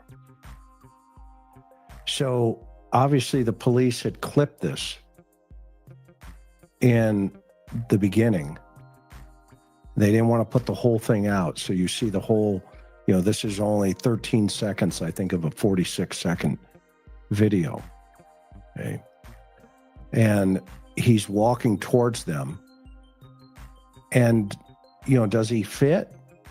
Because everybody's been asking, right, forever, is this, bridge guy, is this Alan?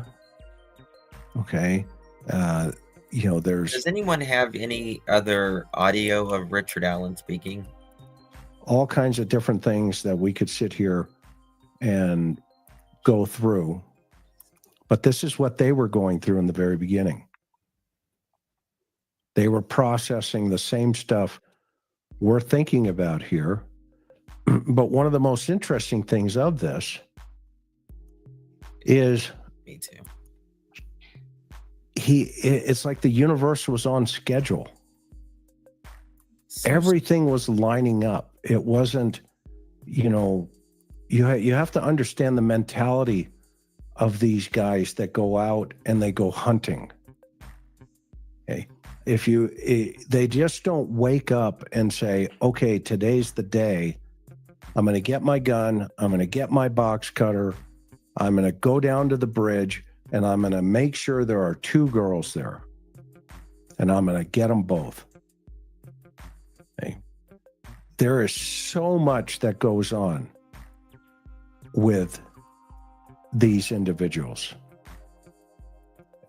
that, for this to just kind of line up exactly like that day. And then within the community, just kind of blend in for years. Okay. I think, the jury's going to have a difficult task. They're going to have they are going to have a difficult task in front of them. Thoughts, Karen? Well, we need to talk about the DNA evidence and what the blood spatter expert said as well in court. And that's what I alluded to at the beginning when I was talking about how the girls were found, whether there was his DNA found at the scene. We can go through some of that. That was day 9 from the trial. And that there was a lot of information that came out on that. we're talking about it. Do you want to talk about that right now? I mean, Sure. we pretty much have already touched on that. Hmm. I felt what was remarkable was a couple of things. At first, I thought, well, there really wasn't evidence that the girls were essayed. The expert said just because there wasn't physical DNA evidence left on the girls doesn't mean that they weren't essayed. And I get that. Okay, sounds reasonable. But the Richard Allen's DNA of no part at all was found at the crime scene on the girls. I want to be clear. So, Chris, what's your thought about that? I mean, devil's advocate here. Can you get away with murdering 2 people and outdoors, this type of a crime scene, and there wouldn't be any DNA from the killer left behind? Well, anything is possible. Anything is possible.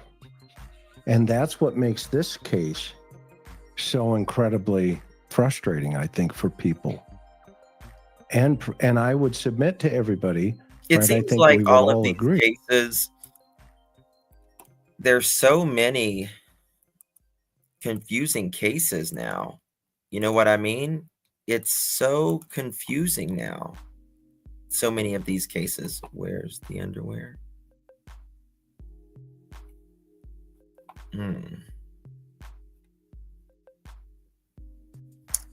I don't think it's Keegan Klein personally. You said you sent it to my Facebook Messenger? I'm trying to find it, but I didn't see it, my dear.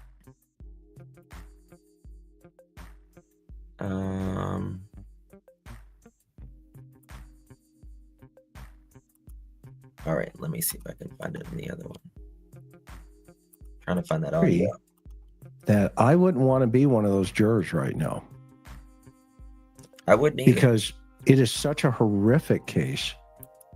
And, you know, this is such a weighty matter, okay, on them. You know, I've been through cases where, and those of you that know my history, hey, I was involved in a case in San Diego that involved a guy that I said in the very beginning. The district attorney asked me, he said, why are you not on board here? And the case was who killed Stephanie Crow. Oh yeah, Ginger, that's the one I just played. And the suspect was a gentleman by the name of Richard Tuitt. They made movies out of it. They've written books about it. They have written or done papers about false confessions. I mean, the list goes on and on and on. And Heather, I don't think they fought at all, did they? Like when they started, if that's what you mean, like going down the hill, I think that they complied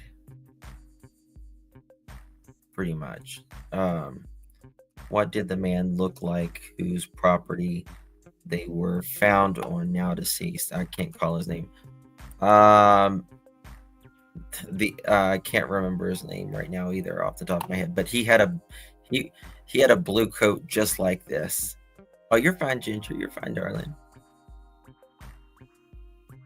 Ron Logan, that's it. Ron Logan. Here, I'll show you a picture of him. Sued. The city was sued. I was a part of the city at the time. And what was really happening behind the scenes, the public had no idea what the truth was. And one of the DAs, like I said, Paul Finkst, came to me and he said, okay, what's going on? And I said, well, Paul, I said, the most important witness has never been interviewed. Now, you have to understand that Richard Tewitt at the time was a schizophrenic. The guy literally was like Pigpen from Charlie Brown. And I said, the witness that hasn't been interviewed was the dog. And he looked at me and started to laugh, and he said, what are you talking about? I said, Paul, think about it. The mother, the father, the brother, the victim, the grandmother, and a dog. All doors and windows locked in the house, etc. How's this guy get in the house, spend 15 minutes with a dog in a wool sweatshirt, a sweater, and has no dog hair on him and hiding from 6 people? How does that happen? Long story short, fast forward, not guilty. They put him on trial. And during the interview, one of the interviews, this detective asked him, he said, well, if you tell me you were in the house, you know, things will be okay. And he looked at him and said, well, I wasn't in the house, but can I have a bologna sandwich? Literally, quote unquote. And so when we see stuff where you just go, wait a minute, is it possible that he's our guy? Absolutely, 100%. But I like to be that guy that says 100%, this is the guy. That's him. And you're not saying that, to be clear. No, I'm not saying that. I'm not saying it yet. Okay. That's the state's job. But it would be my job as an investigator to present all of the evidence, unbiased, exculpatory, plus or minus, it doesn't matter.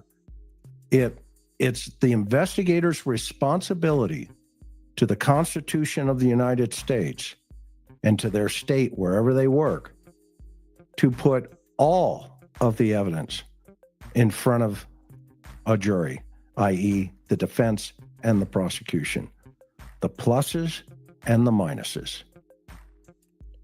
And that's what I tried to do. That's what I still try to do.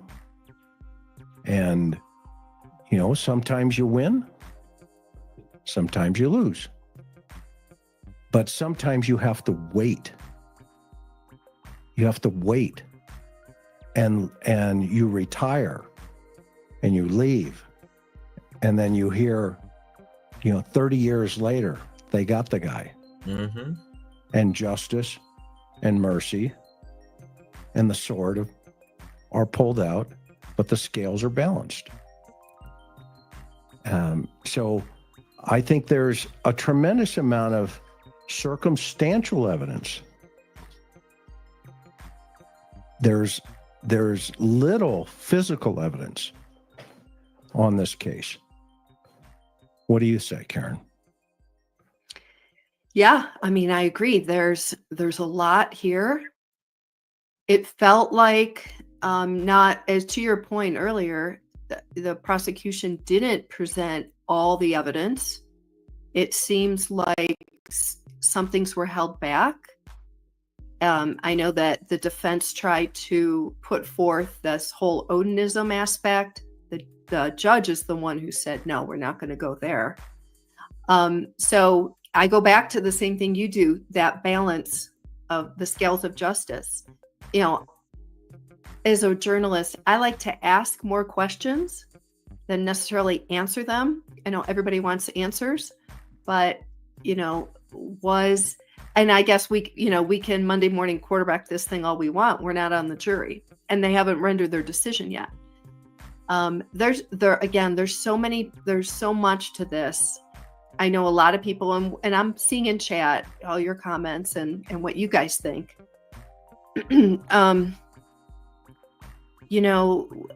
Just going through this, you've got some very convincing, as you say, circumstantial evidence. You've got the interview with Alan with police, and you've got his statements to police, which absolutely have to be weighed in the balance here. Just going back to the bridge. So y'all are wanting to see Ron Logan. Let me show you a little bit about Ron Logan. He was highly scrutinized whenever, when was this? November 10th, 2024. Some people still believe revealing bridge guide though. They're saying this and this is that. About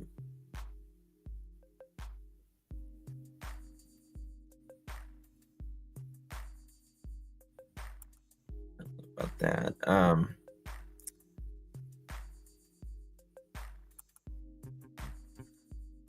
Examine the evidence. They still believe Ron Logan was at the bridge. Now he was found on the where the girls were found. It was his property.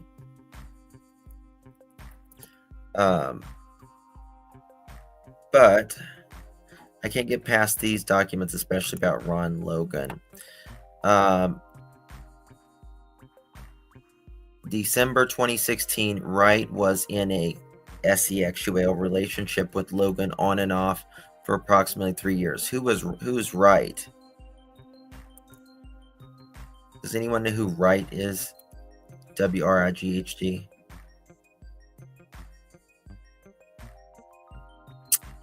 I agree, Bushi. That's what we were talking about. Didn't the phone ping there that time too? There was the phone. Yes.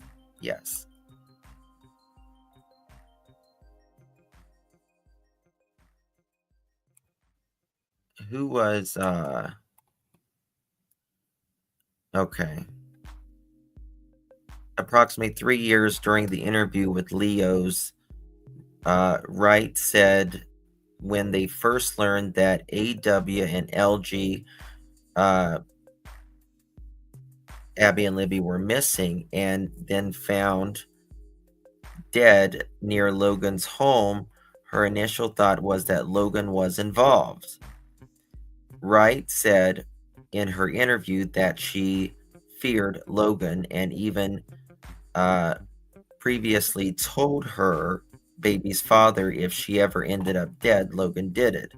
On March 14, 2017, Wright explained in an interview that Logan had been violent with her in the past. Wright explained that on July 4th, 2016, while at Logan's home, Logan punched her in the face, knocking her down. Wright explained that she was drinking, but Logan was completely sober during the incidents.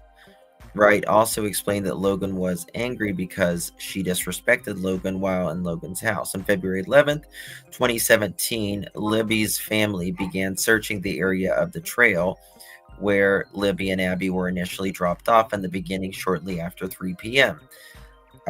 Libby's family and other community members joined the search shortly thereafter.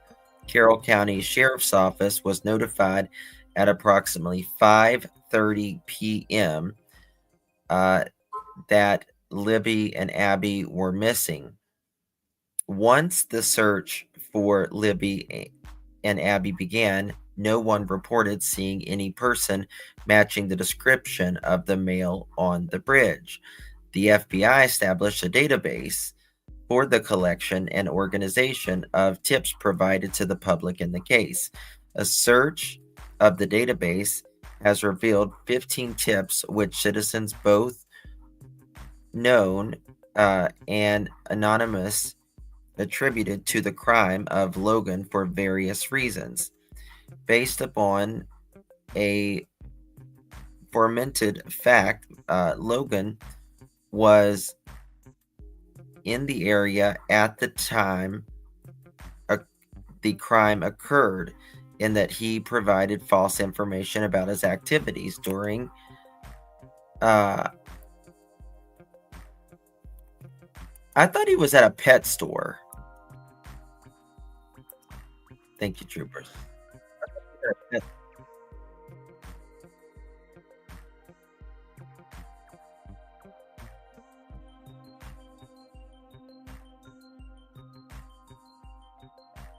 Okay, guys, I want to give you guys a little something right here. Wow, this is freaking.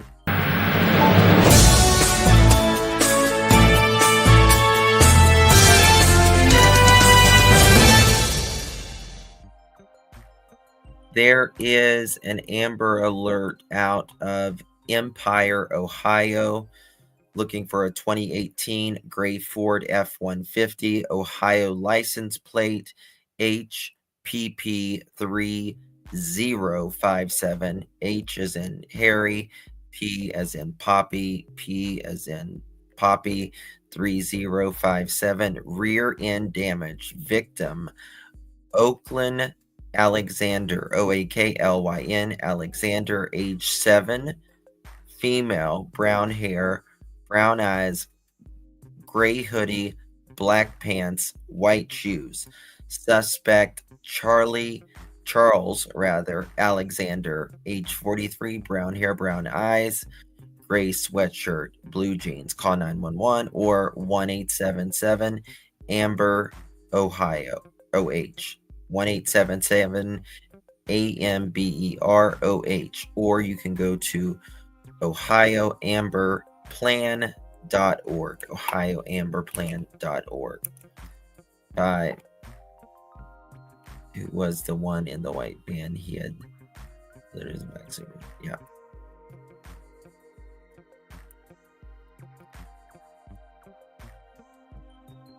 So there's that.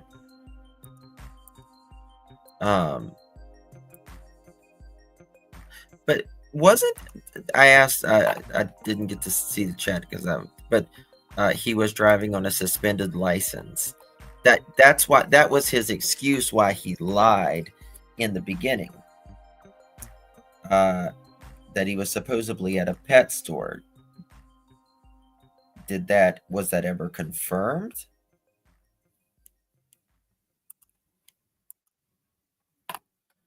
Okay, here it is. A receipt from the Aquarium World in Lafayette dated February 13th, 2017, with a checkout time at 5:21 was found in Logan's home on March 6th during a probation violation search. What time was that other time?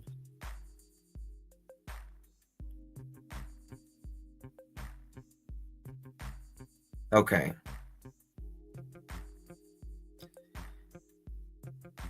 Ooh, okay. A call log, or sorry, a call placed Logan's cell phone produced cell tower data that shows Logan's cell phone appears rather to be in the area, to be in or around his property rather, on February 13, 2017 at 2:09 p.m. Although his exact location cannot be confirmed. The tower data shows that Logan's cell phone was in Delphi area, in the area of the Monroe High Bridge Trail. An analysis of Logan's cell phone data revealed a text message sent from his phone at 7:56 p.m. on February 13th. But at 2:09 p.m., Abby and them got there at what time? It was right around that time. Thank you, Jinja, my love. Here's for my extreme tardiness today. Hey, Pearl. Princess Pearl and me. Thank you, darling. I appreciate you, my love. Thank you, sweet Ginger. You're so good to me, my dear. Thank you. 1:30-ish. So they're saying that he was home around 2:09, but they were there 20 minutes or something before the guy came there. But look here, a receipt from Aquarium World dated February 13th at 5:21. So 5:21, 209, 209, 309, 409. What time was it? 5:09. So what? An hour or what? Not an hour. God. 3, 4, 5. 3 hours and 10 minutes or so.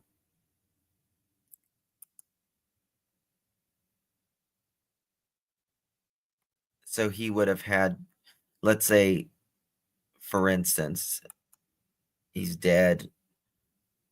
You know, I'm just, and obviously Richard Allen has been convicted of the murders of Abby and Libby, but he would have had to done all that within a little over 3 hours. They checked out at an Aquarium World in Lafayette at 5:21.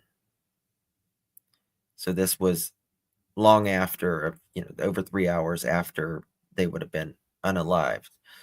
Logan resides approximately 22 miles from the store. It would take approximately 30 minutes to get to the store from Logan's home. On March 6, 2017, during the interview with Leo, Logan said he was picked up by NULF, NULF, around 3 o'clock and was taken straight to Aquarium World in Lafayette. In the March 6, 2017 interview, Logan said he was done at the aquarium store.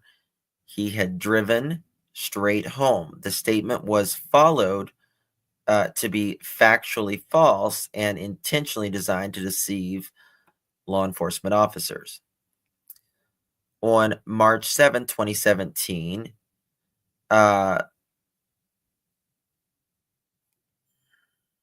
one second. Was interviewed. NULF was interviewed by Leo.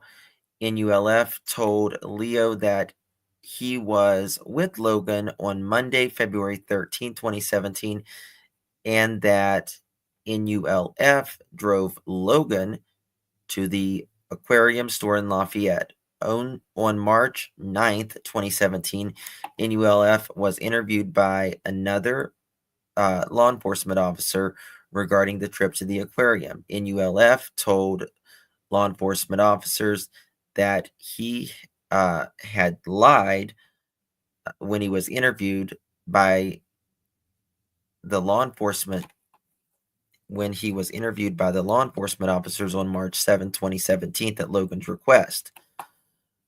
NULF, so Logan wanted him to lie and say,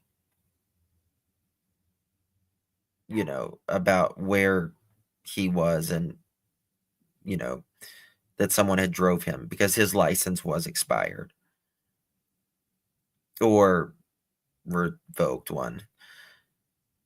NULF explained that Logan had never asked NULF to lie to him in the past. NULF knows that Logan has driven his vehicle while on probation, is prohibited from doing so. NULF said that Logan did not ask him to lie for Logan. It's so blurry. When Logan drove to the transfer station earlier that day. NULF also said that Logan did not ask him to lie for Logan when Logan drove to the transfer station earlier that day. On March 12, 2017, NULF explains in the interview to the law enforcement officers that Logan called him on the morning of February 14th, 2017, which is the day Abby and Libby were found, and asked him to provide the alibi for Logan's drive to the aquarium in Lafayette. The phone call was made prior to Logan. Oh, never mind. Let's see here.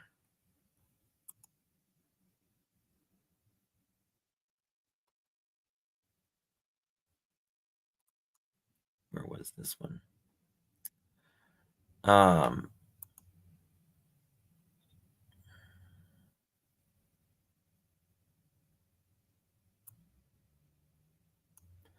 Well, that's interesting. Prior to. Why is that one not showing? Huh.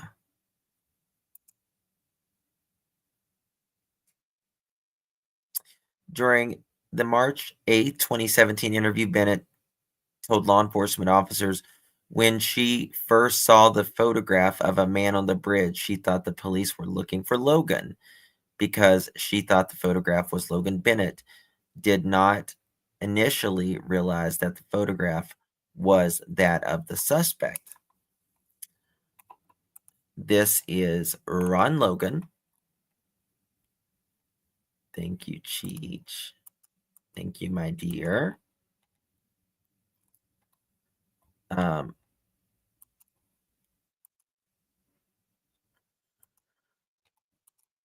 that?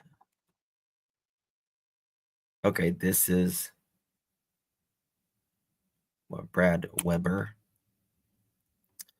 Department and other law enforcement This was 2017. agencies, along with the FBI, are here in Delphi this afternoon serving another search warrant related to the deaths of Abby Williams and Liberty German. As you can see behind me, this is the property where that warrant is being served here in the Delphi area. It's also right near where those girls' bodies were found. It's at the home of Ronald Logan, who is being held right now on an unrelated charge to this case. Officers telling us this afternoon they're serving this warrant to try and find any evidence that could link or clear him from this crime. This has happened several times around Carroll County and in Delphi, where officers have served subpoenas or search warrants related to this case to try and find the suspect or suspects who killed these two teen girls. Once again, this is an ongoing and developing situation. We're going to make sure we bring you all the live updates as soon as our shows start later on this afternoon, so stay with us. A lot of people were suspicious of him, for sure. What's that? We'll try to do a live later. Known pings, calls, text, unlock videos, audio, Snapchat posts, all that. What's this? LG's phone.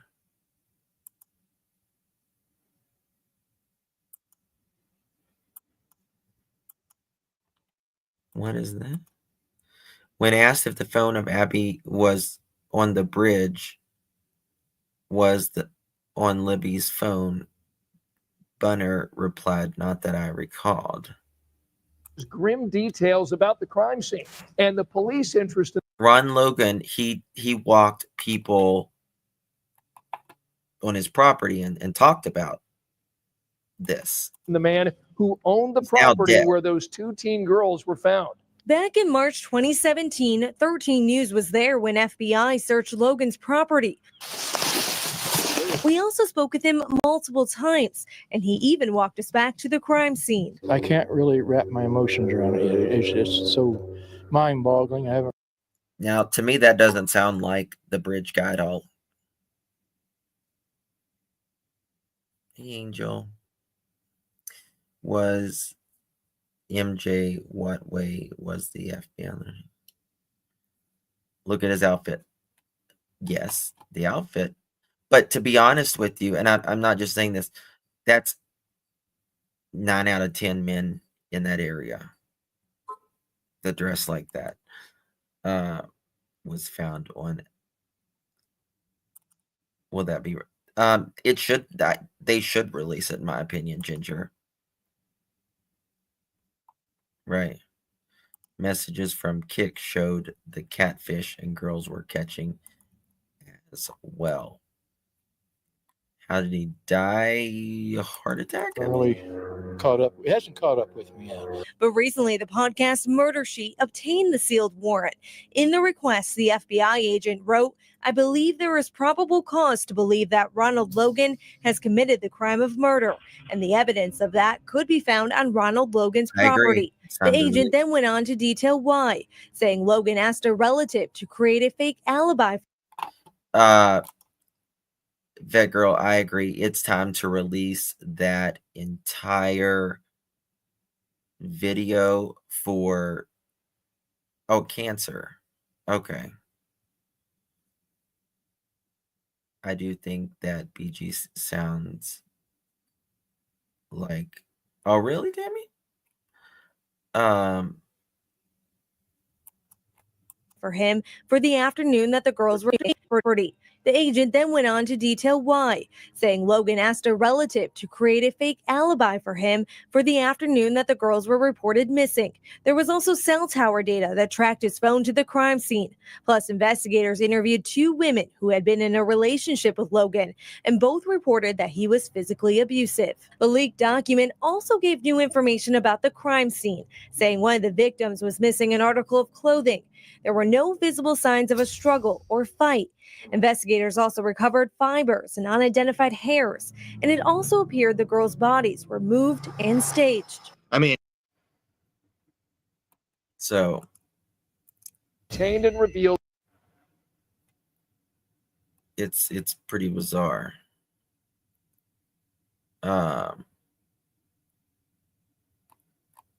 say the least. I wonder if Ron Logan had some involvement in this. It's hard to get beyond some of the strange happenings. Richard Allen, Ron Logan. On March 12, 2017, Redacted explained in an interview that law enforcement officers that Logan called him on the morning to provide a alibi of Logan's drive. But, there are people that will lie. Not that they have anything to do with it, just for the simple fact that they don't want to get in trouble for something else. Get down the hill, but 4 YouTubers took out a professional camera and figured out they're just they were off by 1 inch. Real life is way too tall. Yeah, he was tall, wasn't he? He was tall. From what I remember, he was tall. Here's kind of a timeline of Logan. Oh no, this wasn't the timeline.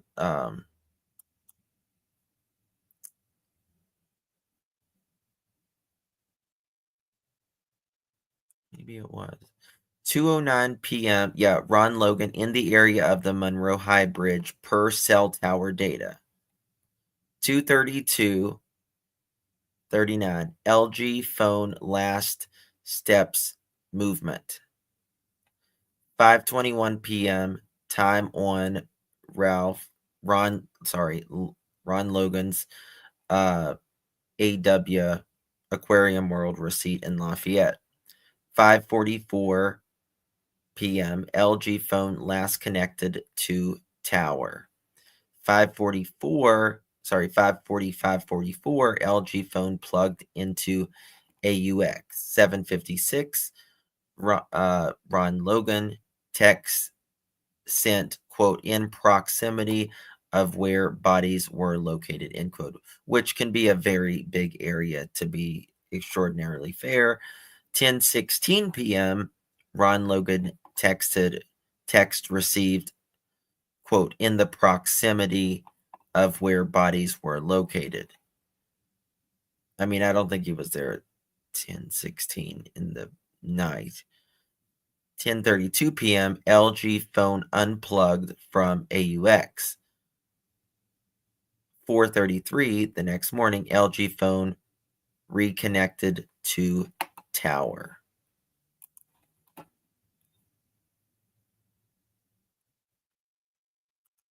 Who's that in Blunk? Who we talking about?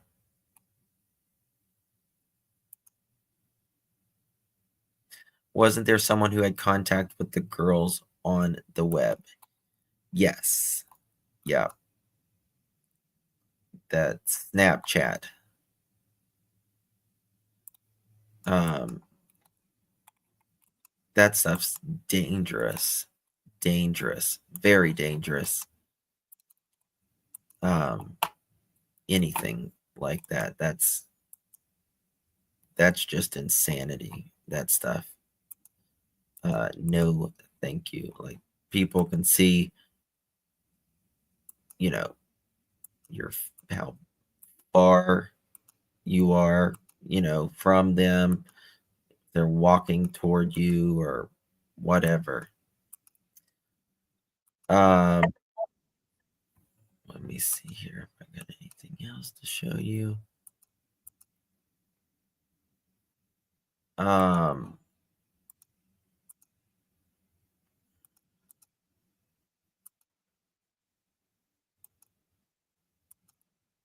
One second, was it? Okay. All right, guys. Well, this is something that's going to be studied for quite a while.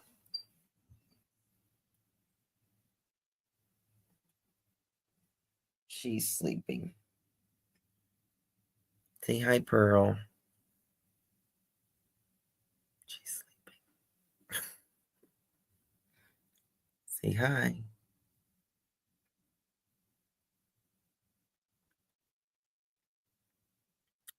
Show your face.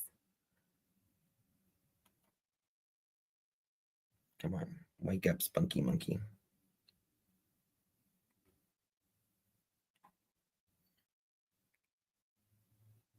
She's laying on her heating pad. She's sleeping. Sleeping. Right before I went live, she got her diaper changed and she got her clothes changed and she got a baba. Baba? You want baba? No? Okay. Fine. She's opening her eyes. You smelled the milk, didn't you? You smelled the milk? Pearly. Pearly. Okay, fine. Okay. Do you want it? I got it if you want it.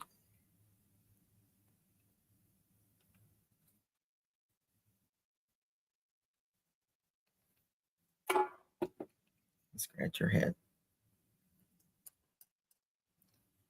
Yep, I'm going to put her bath video up.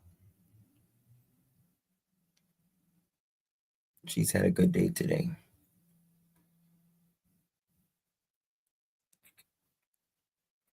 Do you want it?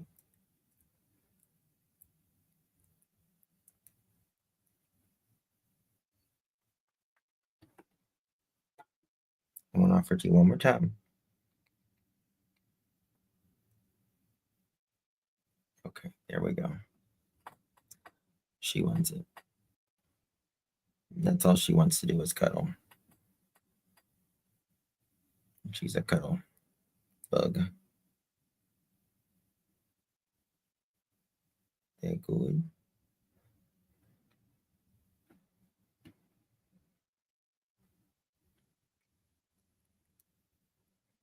So,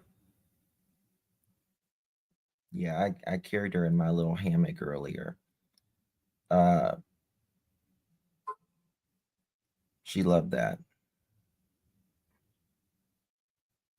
He likes her crafts and crafts. Everyone loves her.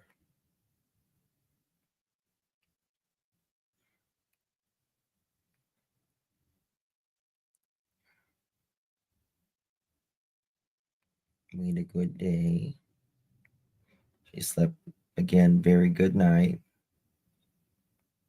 Very good night last night.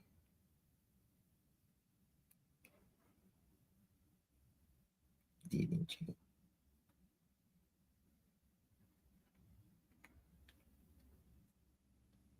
I'm still trying to recover from the trip. Distance Wildlife Sanctuary. Pretty much.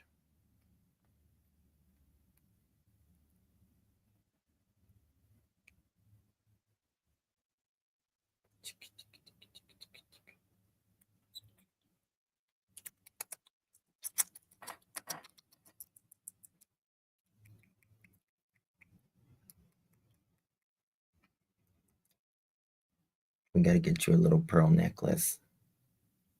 Probably have to customize it.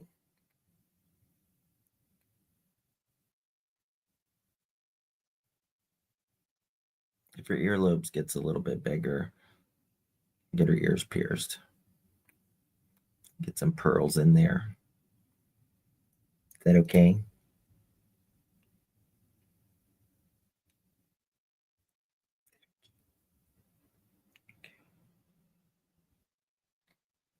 She's doing a little bit better, or I'm doing a little bit better with the diapers. That's been the hardest thing, is the diaper changes. By far the hardest. That's been really the hardest. Thank you, Steph.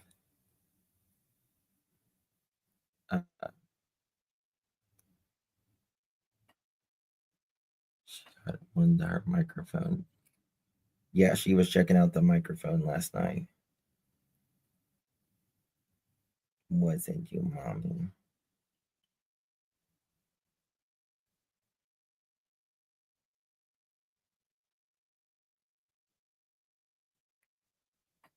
She will get her some heels, lipstick, and a purse. Yes, you know it. Yeah, Richard Allen, he's only 5'4". Oh, yeah. That girl. She's a snuggle bug.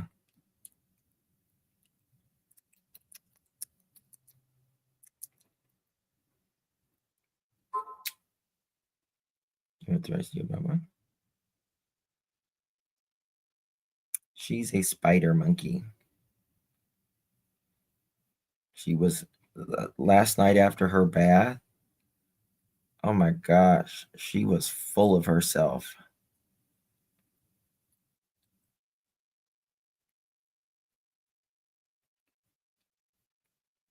She was full of herself.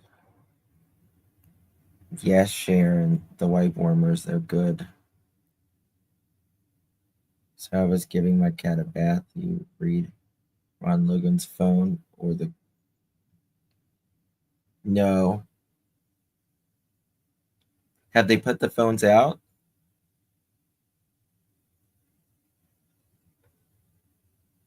I haven't put the video out yet. I've got to drop it here in a little bit.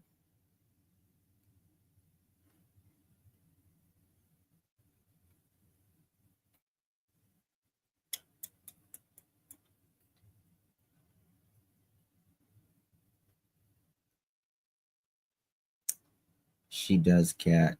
She melts my heart. She loves the little hammock.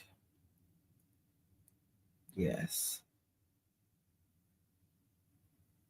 She's got a mouthful of teeth. Does she have a big stuffed animal to hang on to? Spiders, spider monkeys don't generally, capuchins love stuffed animals. Spider monkeys love blankets. How do they keep those wildlife sanctuaries going, Justin? A lot of work.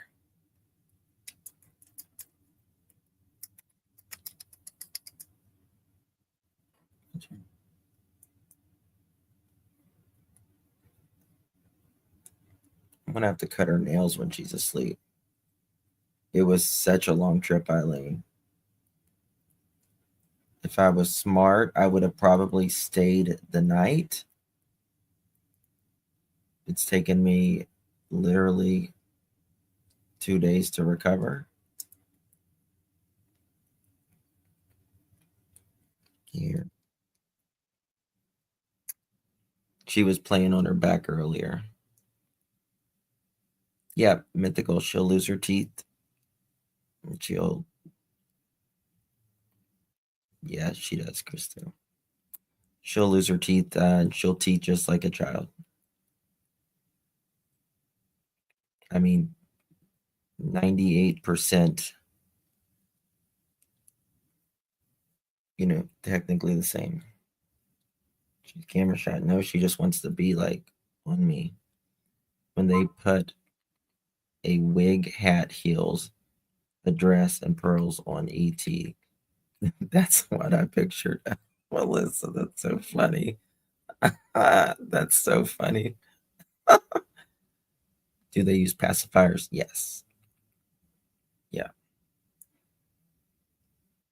I'll need to get like a micro preemie because their mouth is so tiny.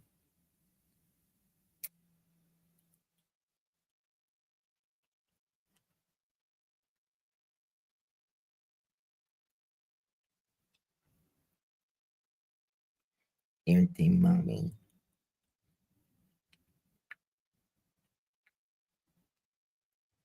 She went with me today, didn't you? She went with me today. Oh, they love Casey.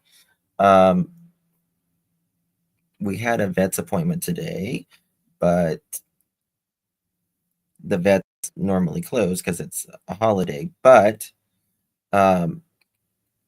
my friend, he wasn't able to meet me at his vet shop. He had to do something else. So we're going to go tomorrow.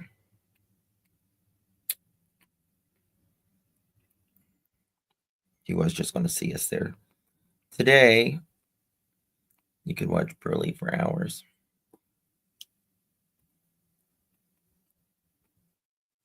No, Catherine, she won't be microchipped now.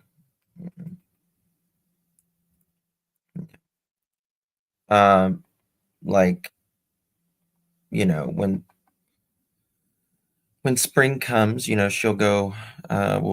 We'll go outside a lot. We'll be doing a lot of outdoor videos and stuff of her climbing trees, and I'll have a bunch of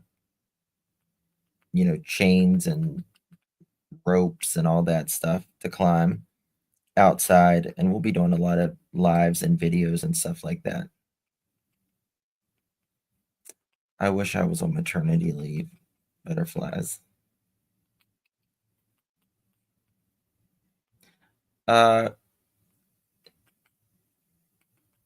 It depends, Rocky. Like, I won't take her in a restaurant just because of just out of general respect. But we'll eat, like a lot of places outdoors, What?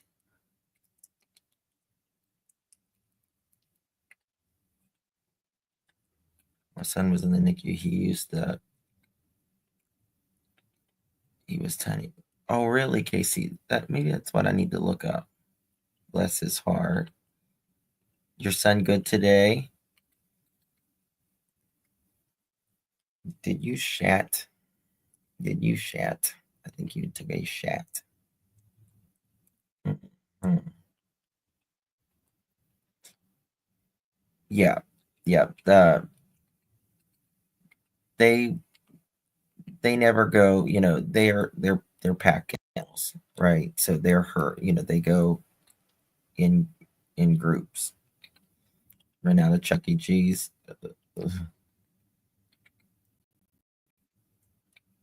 Okay, fine, Summer. Did you text me? There's a tail. Look at that tail.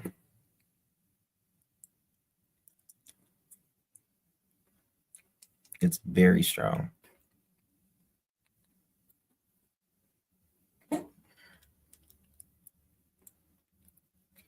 In one end of the same.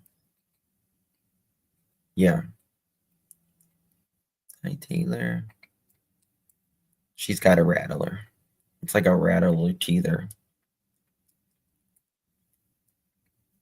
Yeah, girl mom, I'm going to go live again here in just a little bit. And I'm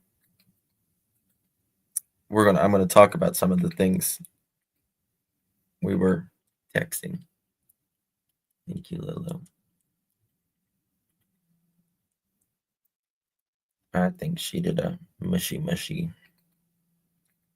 She does a lot of those a day. Yeah, flickering. I mean, this morning I was, doing stuff, and I just put her in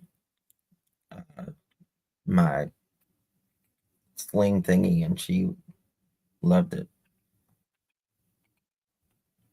They love her. They love her. How big are clothes on her? Yeah, these are preemie. These are preemie clothes. I can't wait till she gets a little bit bigger, to be honest with you. Like I'm ready for her to get a little bigger, so I can put her headbands on her and stuff like that.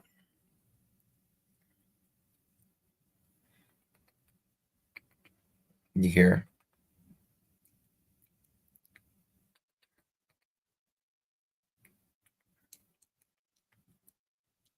She does love me. She's obsessed. How do the cats react? They're like, "Hey, so my cats are so fat they don't care anything." Yeah, she is bonding well. What's funny now is a lot of times, um, like if I walk out of the room, she'll like give this squeak.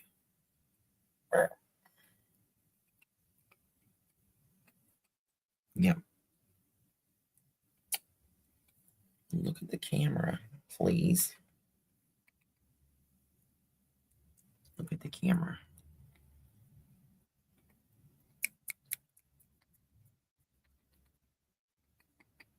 She's making her little content sound.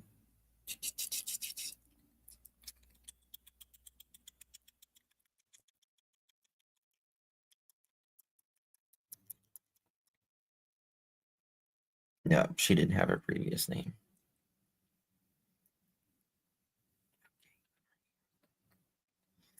Princess Pearl. No, I've got hold on. Let me sit this down. Sit her down. I've got some names that I was searching for. What do you guys think about give me a second.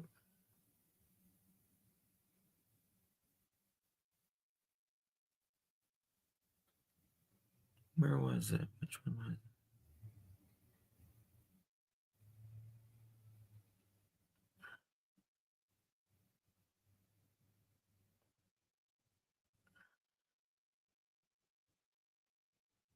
Not Reese. It was something else. Oh, I think I did it backwards. That's why. Maybe. There's some names. I like Ari, Ari Pearl, and I like Remy Pearl, Remi. Remy Pearly. How would he like it if someone came and took his son away? Oh, goodness gracious. How do you know she was taken away? How do you know?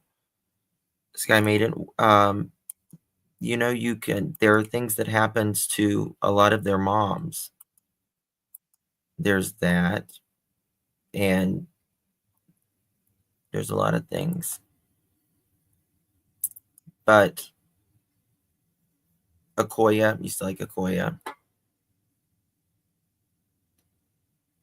You don't know her situation. You don't know how she was adopted. It is so rude to accuse. Yeah, it is.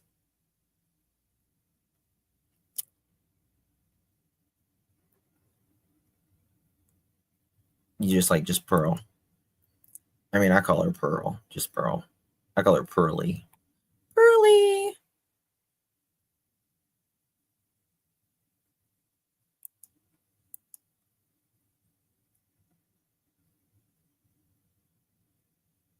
Oh, it's Little Miss Princess Pearly. Little Miss Princess. You like Ari Pearl?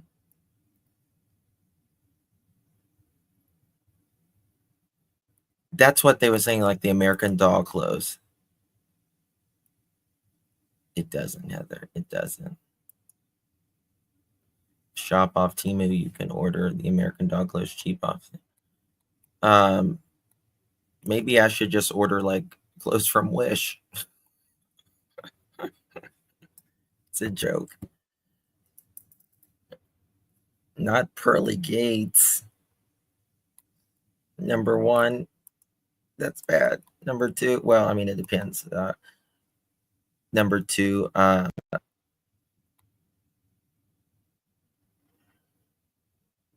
this is YouTube. People know everything. Didn't you know? Hello, anyone have a dog, a horse, a cat? Just wondering. Yes. Yeah. Please.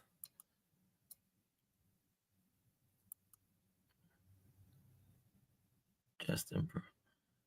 Walmart had the knockoff American Girl dog clothes. I mean, they're not the best quality, but they might work. I'm gonna see if my mother-in-law will adjust these. Temu clothes are pretty good. I'm just saying, if you buy it from Wish, that would be one of those things. You like Remy? My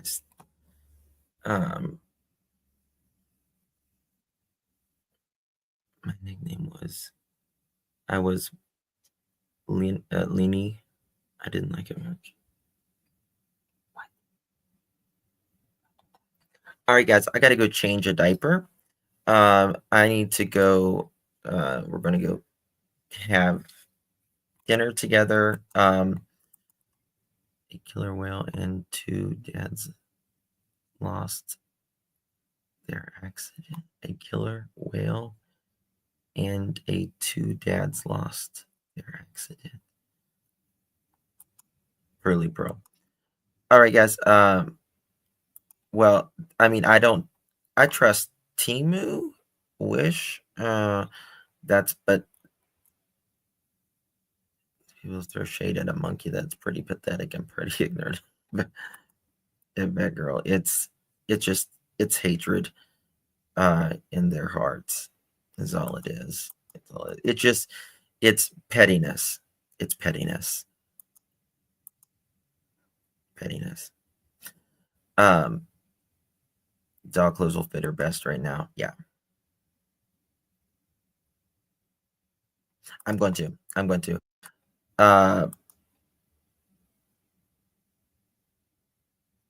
They call your parrot ugly? That's terrible. And you rescued her.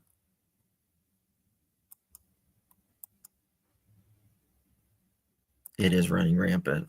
It is. Not here, though. Not here. We don't do that stuff. I have a mama raccoon and babies. In my yard, I named her Mama Miko. I love that. And the baby they are starting to use to me. Oh, that's sweet. It's loneliness and a touch of stupidity and a dash of ignorance. Yeah, it really is. I think some people just have way too much time.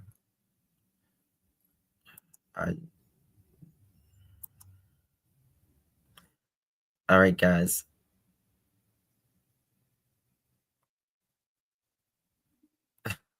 Lindsay.